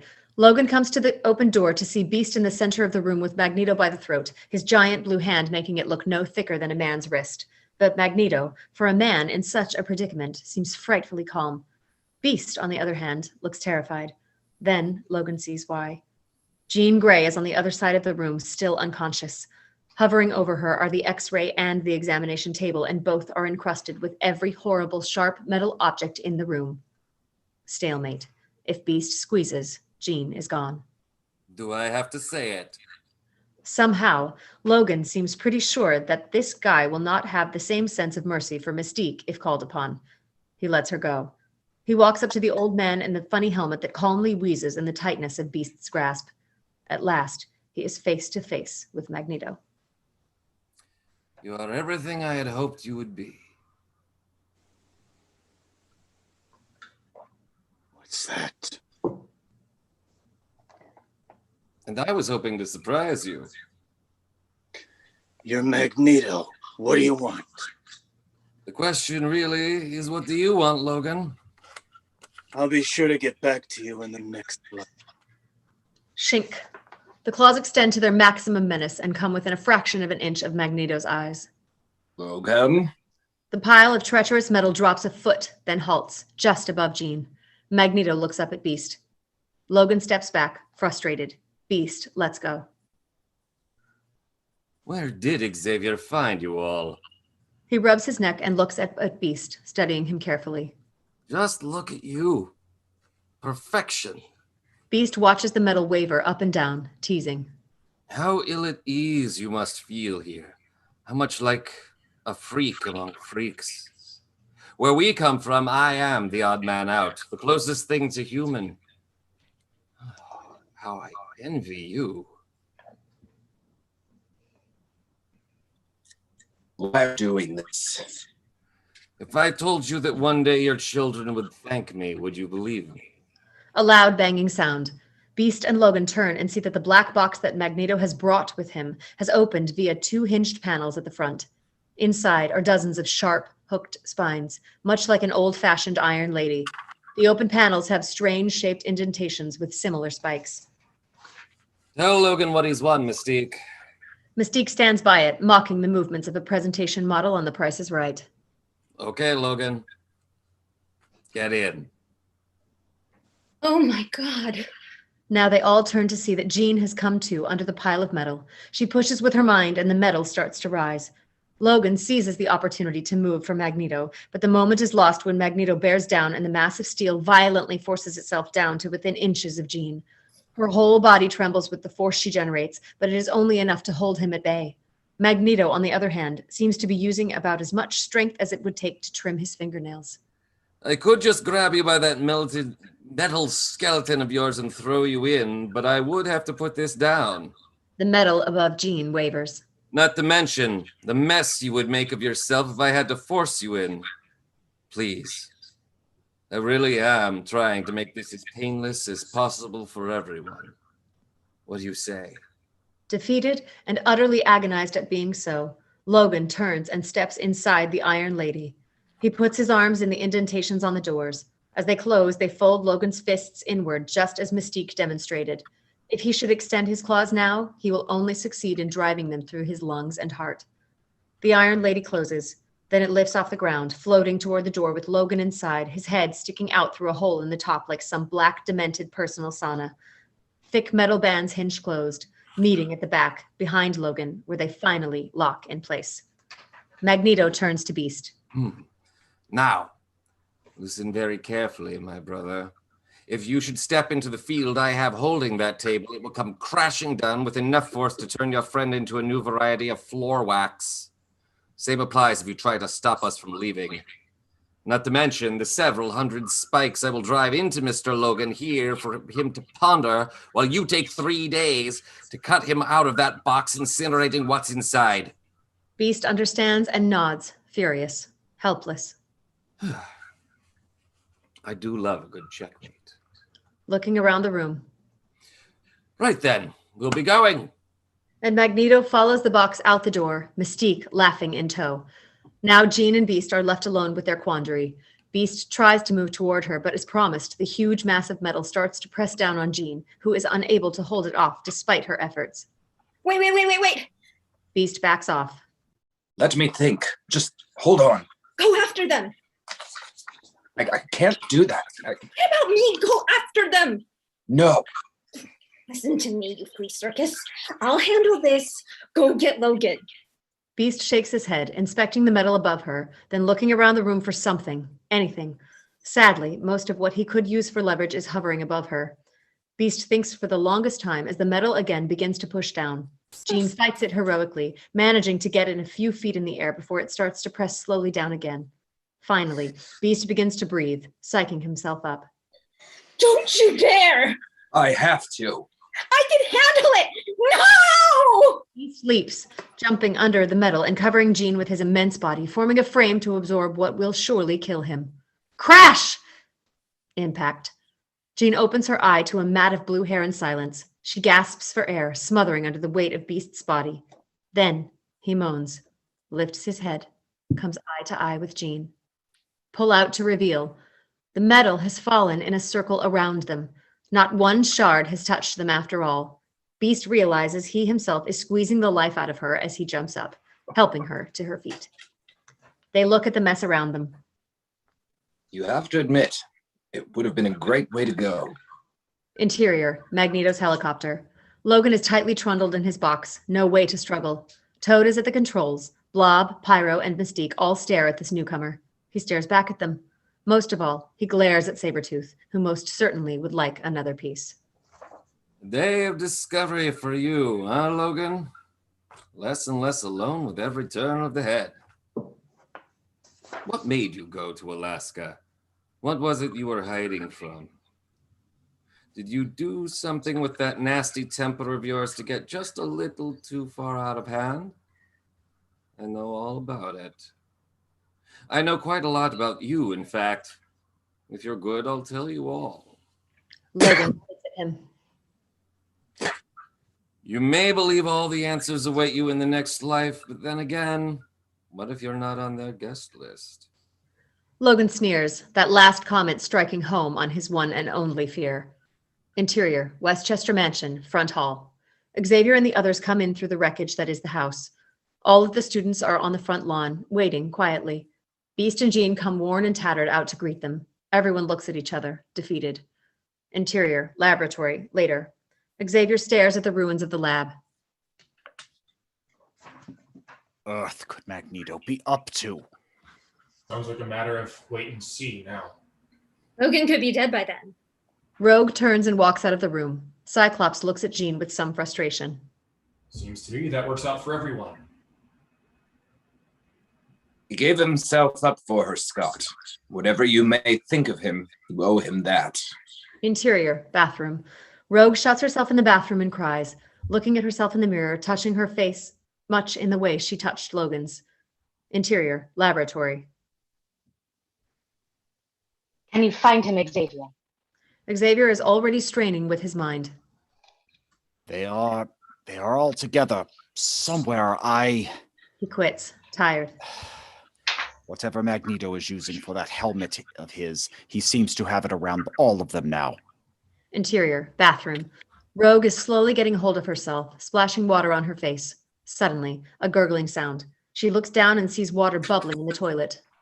Then, a huge, viscous bubble. Interior, laboratory. I'm not trying to be callous, but let's look at this rationally. For all we know, Logan and Magneto were together at some point. For God's sake, Scott. Just hear me out. We don't know who this guy is, where he comes from. What if he's some experiment of Magneto's, something that got away? What if he's supposed to be out in the world? I have to say, that could be. Rogue comes bursting out of the bathroom, her face twisted in horror. Interior, bathroom, moments later. Everyone comes rushing into the bathroom and over to the toilet, looking in. Long pause. Nothing. They look rather silly, all staring at the calm water. Just as they are backing away, looking at Rogue, a gurgling sound comes from the corner. They all turn to see Senator Kelly, or what is left of him. He has now evolved into nothing more than a mass of vaguely humanoid jelly. Help me. It hurts. Interior laboratory, later. Jean Grey takes samples of Kelly's plasma while Beast probes him here and there. Rogue, Storm, and Cyclops stand by watching in horror. Xavier tries to see the face of his adversary in this blob of gelatin. What did they do to you? Can you tell me anything? Unconscious. Light. Bright light. Kelly flinches, his whole body rippling. Pain. Terrible pain. Xavier pulls him closer, looking deep into the thing. Open your mind. And the thing that is Kelly begins to weep as Xavier probes into his mind. Xavier's POV, mind read. Flash. Interior, Magneto's lair. The cage of Senator Kelly. Now his POV as seen by Xavier. Vision fades in and out in a sedated haze. He is laid out on a gurney, being wheeled toward bars that seem to have no door. Then they bend back to allow the gurney to be wheeled through. He looks up and sees Magneto wheeling the gurney, smiling down with a wink at the senator. Kelly looks down at his feet and sees the corridor lined with these mysterious pieces of machinery, somehow familiar. They all seem to be versions of the same thing. Flash. Kelly is looking around a large domed room, and in the center is another one of those devices, larger than all the others, and this time even more familiar. Were it Logan's vision and not Xavier's, he might notice the similarity to the device in the room during his dream. But this thing is familiar for a different reason. It is familiar to all of us. Long and cylindrical, tapering toward the bottom, a glowing head at the top with an oddly shaped, almost misshapen, translucent cover. But we only get a glimpse. Flash. Kelly's Xavier's point of view. Following the shaft to the base, and we see again the fork with the brightly burning filament. Flash. Kelly is in the air now, stealing a glance below to see that Magneto is using his power to hold the gurney aloft. It is guided into the center of the misshapen head of this terrible machine and finds a secure seating. Slowly building light. A humming which builds slowly to a rumble, then a roar, and the sound of Kelly screaming. Jarring flash. A violent crash of noise and light. Interior, laboratory. Xavier snaps back in his chair, physically affected by the vision. Frightened, shocked, perhaps even in pain. His breathing is erratic. All rush to help him, but he waves them away, collecting himself. What is it? Something evil. Interior, laboratory, later. The thing that was Kelly sits in the corner, whimpering. The television is on in the opposite corner, tuned to CNN. It is believed now, after 72 hours have passed, that Senator Scott Frank Kelly and his advisor, Robert Gyrich, have been missing. All of Washington is perplexed as to what may have become of the pair, last seen leaving the White House after a close meeting with the president. Interior hallway, later. Everyone, minus Kelly, stand in the hallway whispering. Xavier is shaking his head. A long cylinder, you said? A warhead of some kind? An antenna? Was it a part of a bigger structure? Xavier shakes his head, frustrated. It's something so simple. I just can't get a good enough look at it. But it seems so familiar. What does it do? From what I am able to surmise, Magneto has developed a device to artificially trigger the mutator gene, effectively giving him the power to turn anyone he pleases. My God. But how did Kelly get... They think he's dead. He might be better off. All eyes to Beast. He seems to be adapting to his environment literally from room to room, like a salamander changes color. Kelly is, or at least recently was, a perfect organism, the mutant of all mutants. So maybe this machine is what made Logan? Certainly not Magneto's design. Kelly's metabolism, heart rate, respiratory, even the cell production are all working at an exponential rate. How long does he have? I couldn't say. Then what does Magneto want with Logan? Beast's eyes light up with a revelation. Tungsten. All of them listen. Rogue with especially deep interest. What? Tungsten. It's the filament in a light bulb. Jean nods, understanding. When Edison made the light bulb, his greatest challenge was finding the right filament. He tried everything, copper, platinum, even human hair. But tungsten was the thing. You described a brilliant source of light radiating from a fork at the bottom of this machine. A light like none you'd ever seen. Xavier nods. Adamantum. Adamantum is what makes this thing work. It makes perfect sense. They all look at one another. He isn't after Logan at all. His skeleton. But what would Magneto want? A terrible sound from the next room, as close to a scream as the thing can make. Interior, laboratory. Everyone rushes in, but the senator is gone, or at least appears to be. It is Xavier who notices the pool of jelly on the floor, now with the consistency of olive oil. He reaches down and dips his fingers into the thin film. My God. What is it?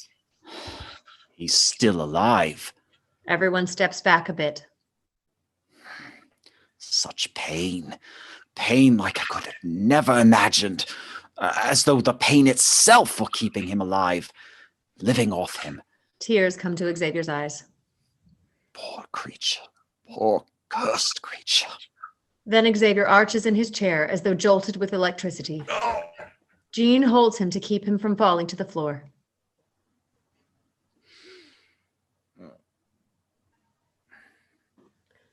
Xavier turns away to collect himself. We have to find him. I'm all right. I'm all right. He's gone. Please, a moment. Xavier turns away to collect himself. We have to find him. He could be anywhere in this city. They're going to kill him, burn him up like kindling. Rogue turns away from all of this, tears coming to her eyes. And take us out in the process, even if we could find him. You don't want to find him. What? You heard me. You don't want to find him. That's ridiculous. Guys, come on. Angle on, Rogue. She is looking up at the television, which is still on with the sound down. She is looking at yet another report on Ellis Island. I am shocked that you could be so utterly shocked. Jean, this is not about some petty jealousy. This is... Guys, enough! This is not the time or the place. All of them start to argue, voices overlapping in chaos. The first several times the voice tries to get their attention, it is almost inaudible. Then, for God's sake, shut up! All eyes turn. Xavier is wheeling up beside Rogue, who is looking up at the television. Storm, Cyclops, and Jean all walk over to them, wondering what they are looking at. Wait for it. Xavier is already nodding slightly. Angle on. The television image is from the point of view of a helicopter circling Ellis Island, taking in all the security and construction. Huge risers made for the delegates and a temporary enclosure that will keep them safe from wind while leaving the roof open to see what the helicopter sees as it comes around for one more pass. The Statue of Liberty, torch held aloft, beckoning all the world's downtrodden. Was it something like that? Xavier's eyes close in on the torch itself. Slowly, he begins to nod, and we do too. There is no doubting the confirmation of the familiar shape that is so much like Magneto's machine of unspeakable horror. Interior, hangar, as Jean is donning her uniform. I'm sorry. No, I'm sorry. What I said was wrong. No, I hate him. It's not rational, it's not fair, not even justified. But when I see the two of you... He fascinates me, Scott, as a scientist. That's all. That isn't it. But then what could it possibly be? The way you looked at his eyes. But it's never the same as when I... And she sees him touching the visor self-consciously with a trembling hand. She shudders, reaching for his hand and taking it away so that he can see her. Scott, I'm so sorry. For all of his pain, all of his rage, I would trade places with him in an instant if it meant I could look into your eyes and have you look into mine. Tears come to Jean's eyes, making her all the more self-aware. Beast comes out of the X-Jet, waving to them. They shake off the moment and follow Storm up the ramp. From where she stands, Rogue debates and then follows, dashing inside as the hatch to the X-Jet closes. Liftoff. The jet turns and clears the hangar before blasting off into the night sky. Xavier is all alone now. He looks down at his wheelchair and thumps the heel of his fist on the armrest in frustration. Finally, he turns around and wheels himself back inside, swallowed up by the shadows of the hangar. Exterior, Ellis Island, night. An aerial shot showing us the whole of the fully prepared event grounds. Security of every kind from every country covers every inch of the island. Helicopters are coming in at the rate of about one every minute to deliver dignitaries and their minions from all over the globe. Exterior, Manhattan Harbor. The water is filled with police and Coast Guard vessels watching the water closely. Exterior, island, main entrance. In front of the main hall to Ellis Island, where once immigrants poured into the new world by the millions, is a large set of risers specifically designed for the heads of state to sit in audience to the presentation that awaits them. A huge military band off to one side plays music to help with the milling about and shaking of hands. The president himself is in the crowd, himself meeting and greeting, a mob of Secret Service always right there. A Yasser Arafat type, who we will call Yasser Arafat, comes up to the president and smiles. He speaks so only Yasser can hear. I have 400 grand for poker after this. The two men laugh and then hug to the flashing of a million bulbs. You still owe me 6,000 acres in Montana from the last game. Then they speak so the reporters can hear, but not too obviously. A most wonderful presentation this evening, Mr. President. The people of the United States welcome you. I have to say, I have not seen this many Israeli on all sides since the 6-day war. Laugh from the eager press.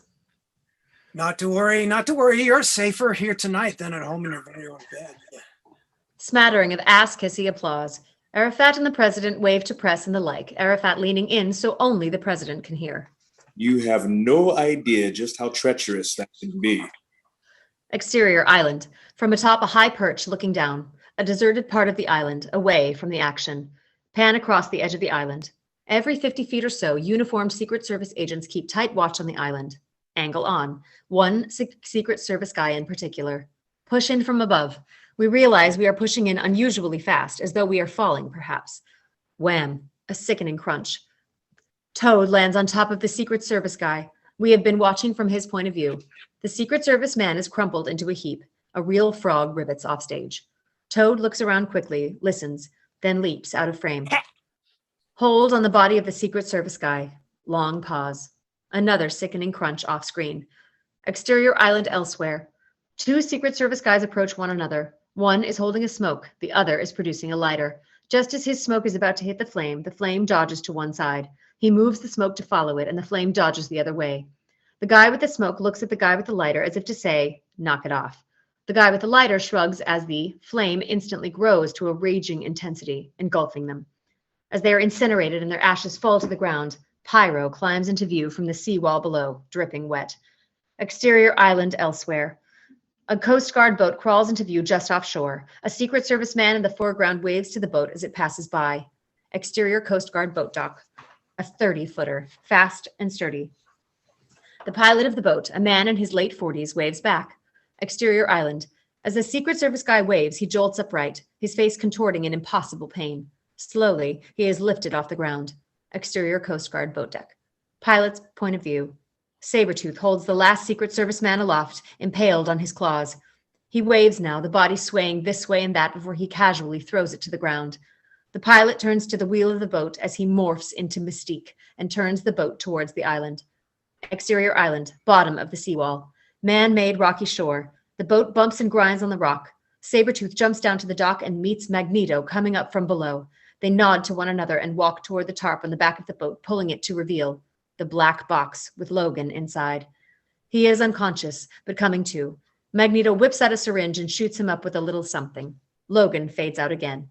Another much larger object is on the deck of the boat under another tarp, but we cannot see what it is. Sabretooth grabs the box with almost no effort and straps it to his back.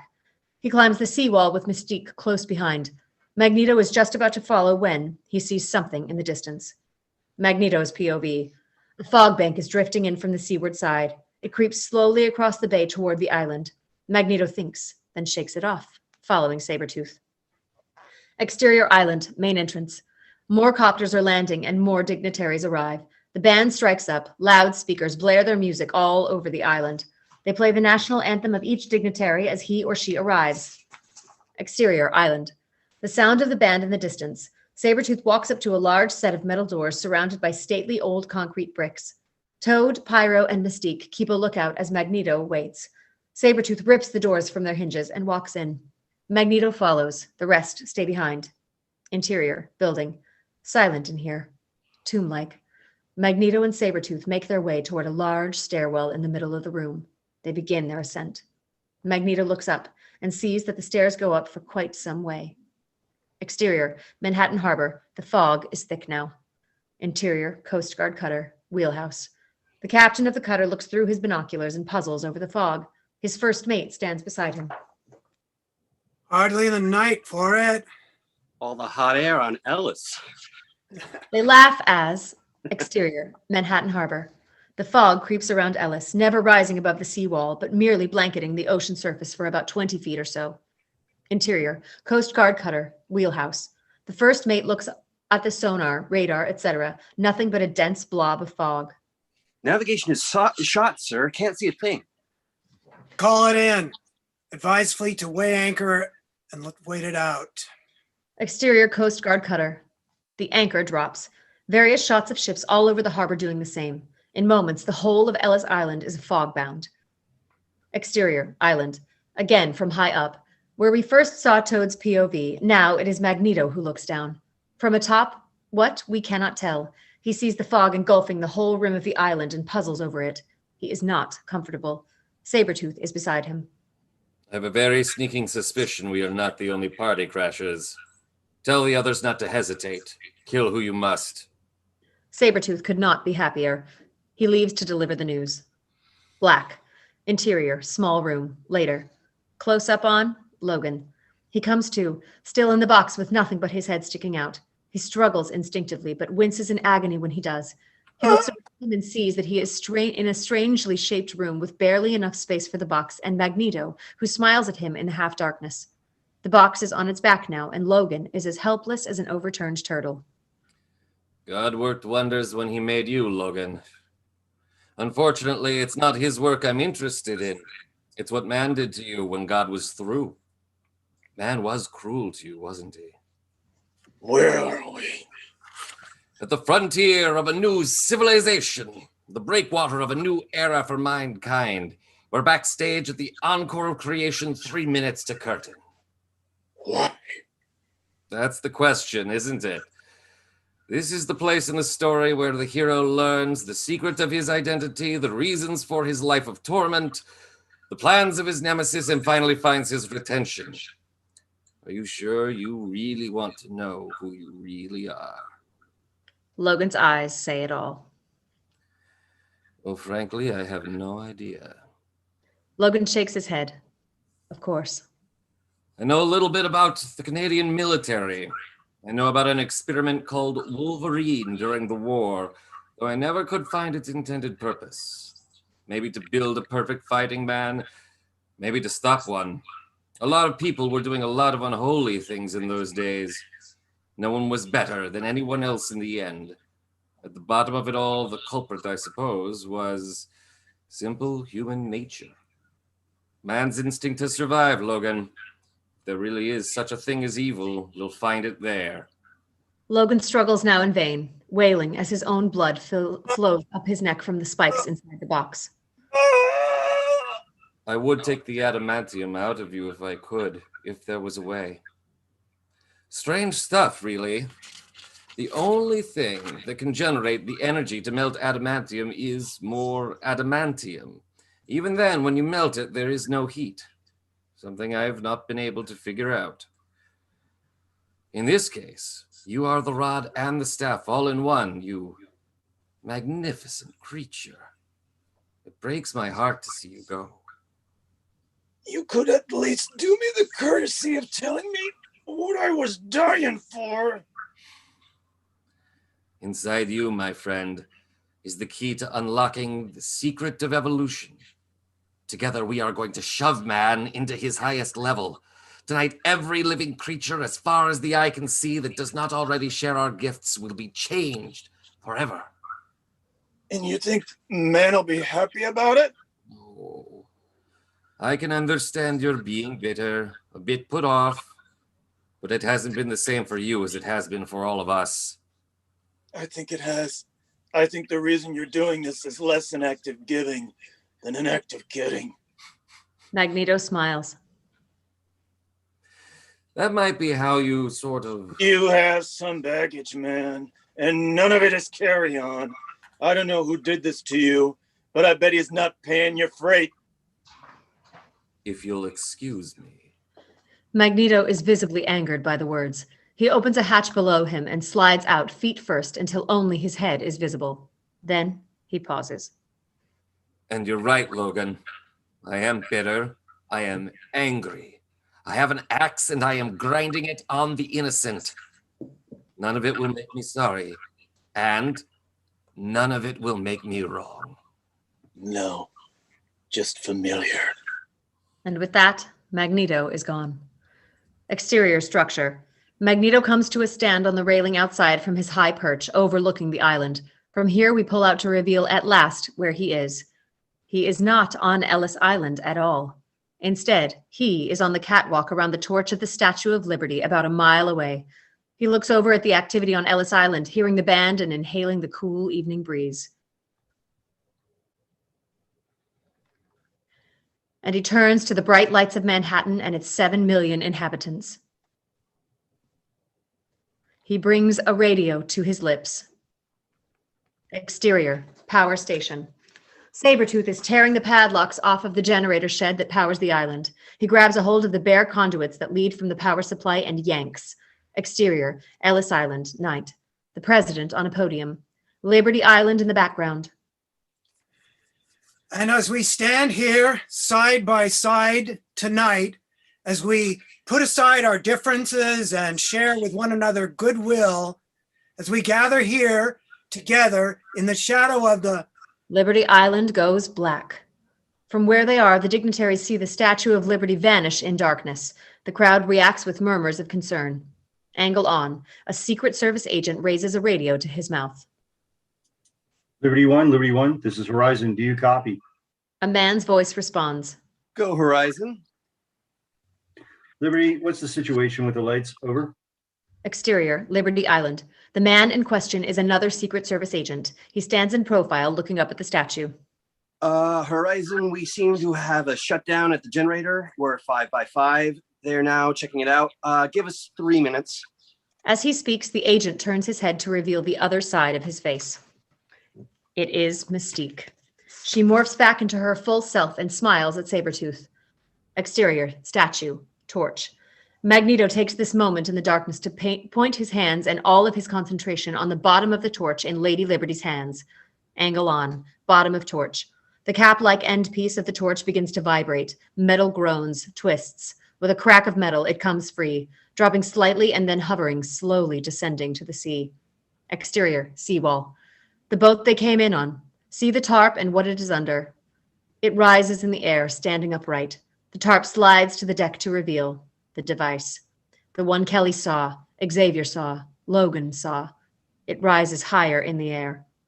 Exterior statue, torch. The arm of the lady bends and groans slightly under this new weight. The device going up passes the end of the torch on its way down. The end of the torch nestles gently into the fog below and finally into the sea where it sinks quietly. The device rises up and into the bottom of the torch itself. The ball at its head extends. Interior, torch. It expands, filling the half-darkness of the torch head. Logan feels the box sniveling upright as things shift and metal clangs, shudders, creaks. A slight whirring sound, and then it all seems to lock.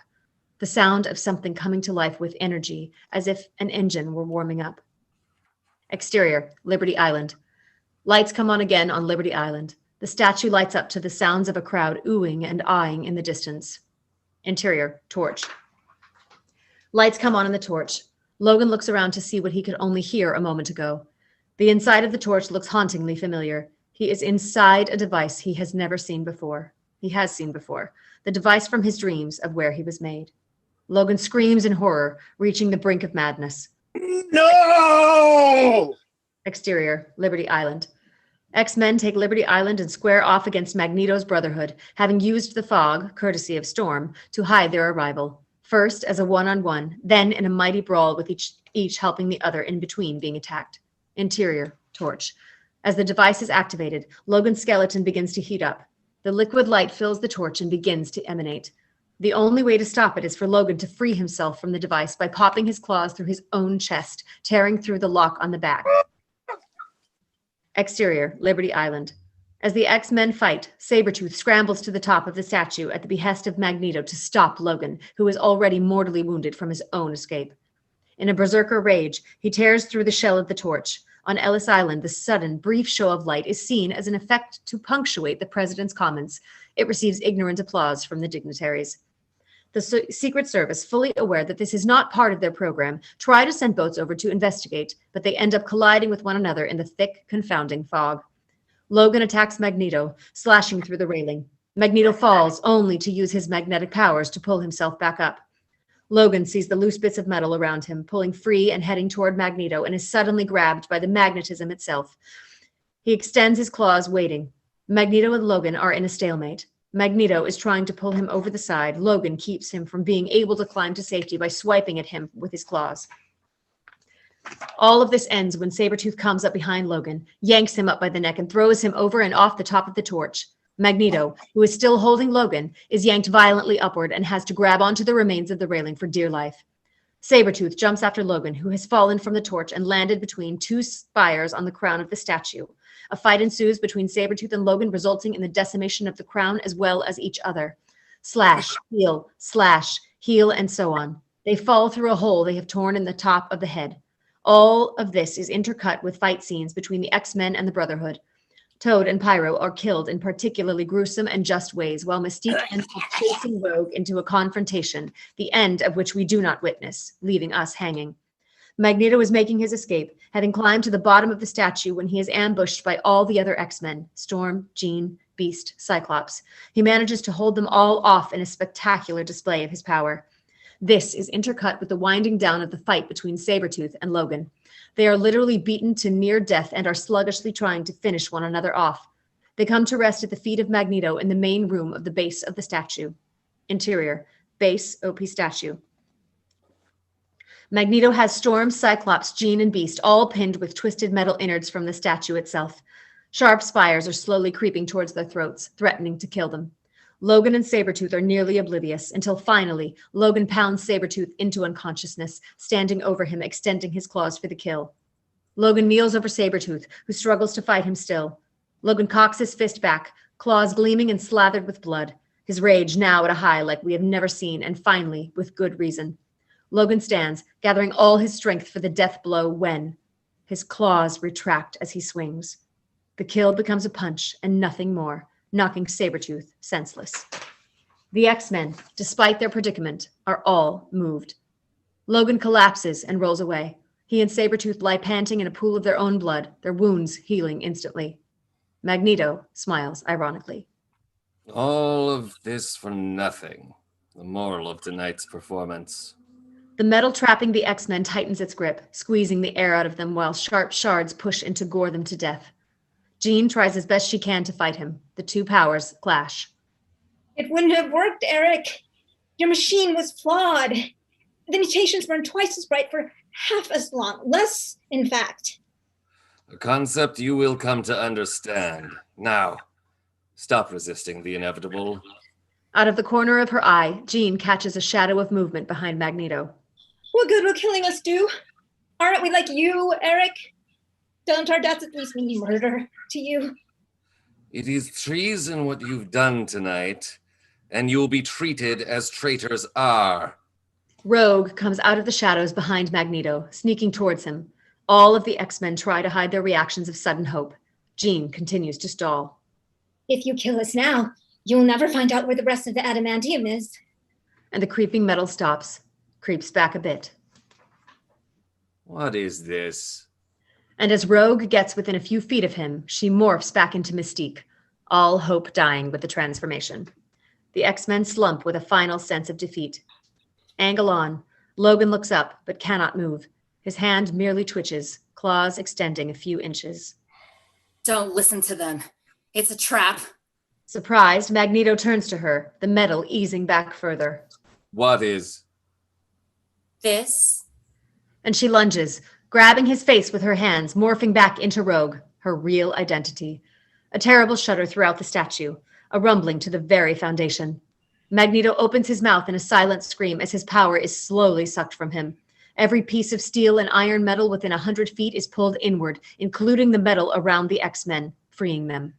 Rogue and Magneto are suddenly surrounded by a cage of shrapnel as the statue's steel rivets pull loose one at a time, threatening to bring the very structure down on top of them. Finally, Jean rushes forward. Unable to touch Rogue, she is at a loss as to what to do. Rogue! Stop! Rogue!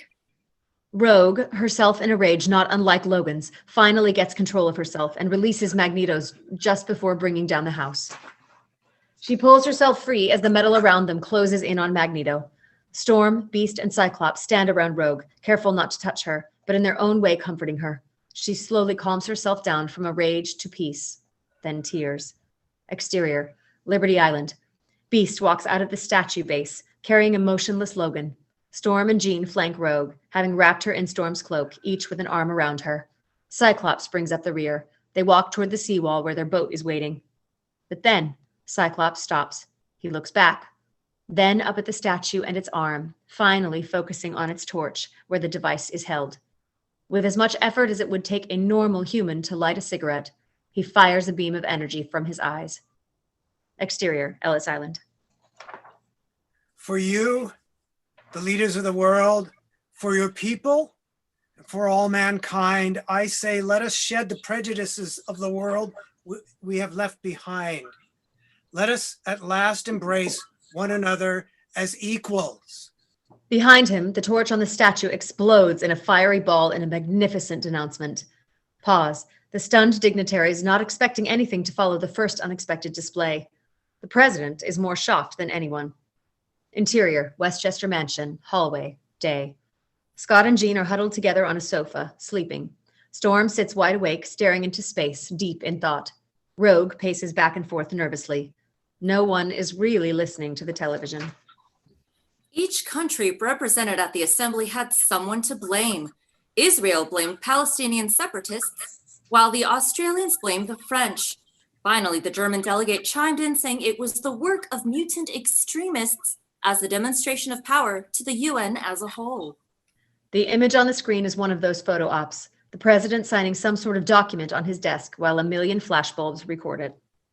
The cry was heard at the loudest only a few days after the president vetoed the Mutant Registration Act with almost no opposition. The word from Capitol Hill is the bill lost most of its momentum in the wake of the still unexplained disappearance of Senator Scott Kelly last week. Rogue hears that much. Just then, the door to the lab opens and all eyes turn toward it. Jean and Scott stir and sit up as Xavier and Beast come out into the hall. Everyone waits with bated breath for something, anything. And Logan emerges. He seems to limp a little, most likely tender all over, and will be for some time. But his injuries are not the concern just now. The issue today is his uniform. Well, I have to say, you look pretty cool. It is a uniform not too unlike the one he was wearing, not too unlike the others. But his seems to be more severe, more menacing. Indeed, more of an expression of the Logan we have come to know. His new gloves are complete with specially designed reinforced holes to allow the claws to extend and retract, which they do, even now, the way one might stretch one's fingers before playing the piano. All in all, it is a uniform, but it in no way obscures the individual. They all move closer, smiling, almost laughing. Logan looks at them a little awkwardly. Welcome home, Logan. Welcome home. What do you guys think of Wolverine? Cut away. Interior, plastic prison, day. A clear plastic hallway. That's right, plastic. Everything we can see, walls, ceiling, floor, is made entirely of thick, clear plastic. Down this hall, too, a thick plastic cell. There in the middle, at a clear plastic desk, with two clear plastic cups filled with the only thing of color other than the two men in the room, Xavier and Magneto. They play a friendly game of chess. Magneto is notably without his trademark helmet. Xavier is in a modified plastic chair with plastic wheels.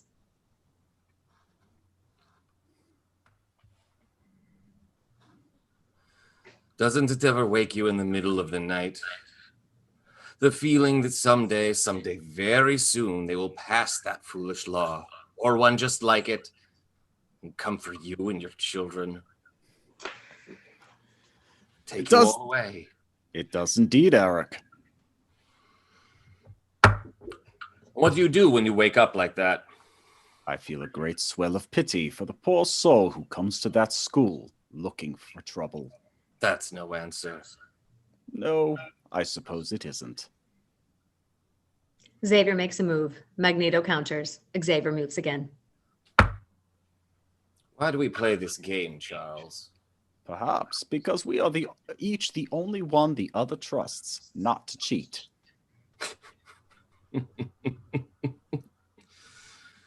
But you know it is a war.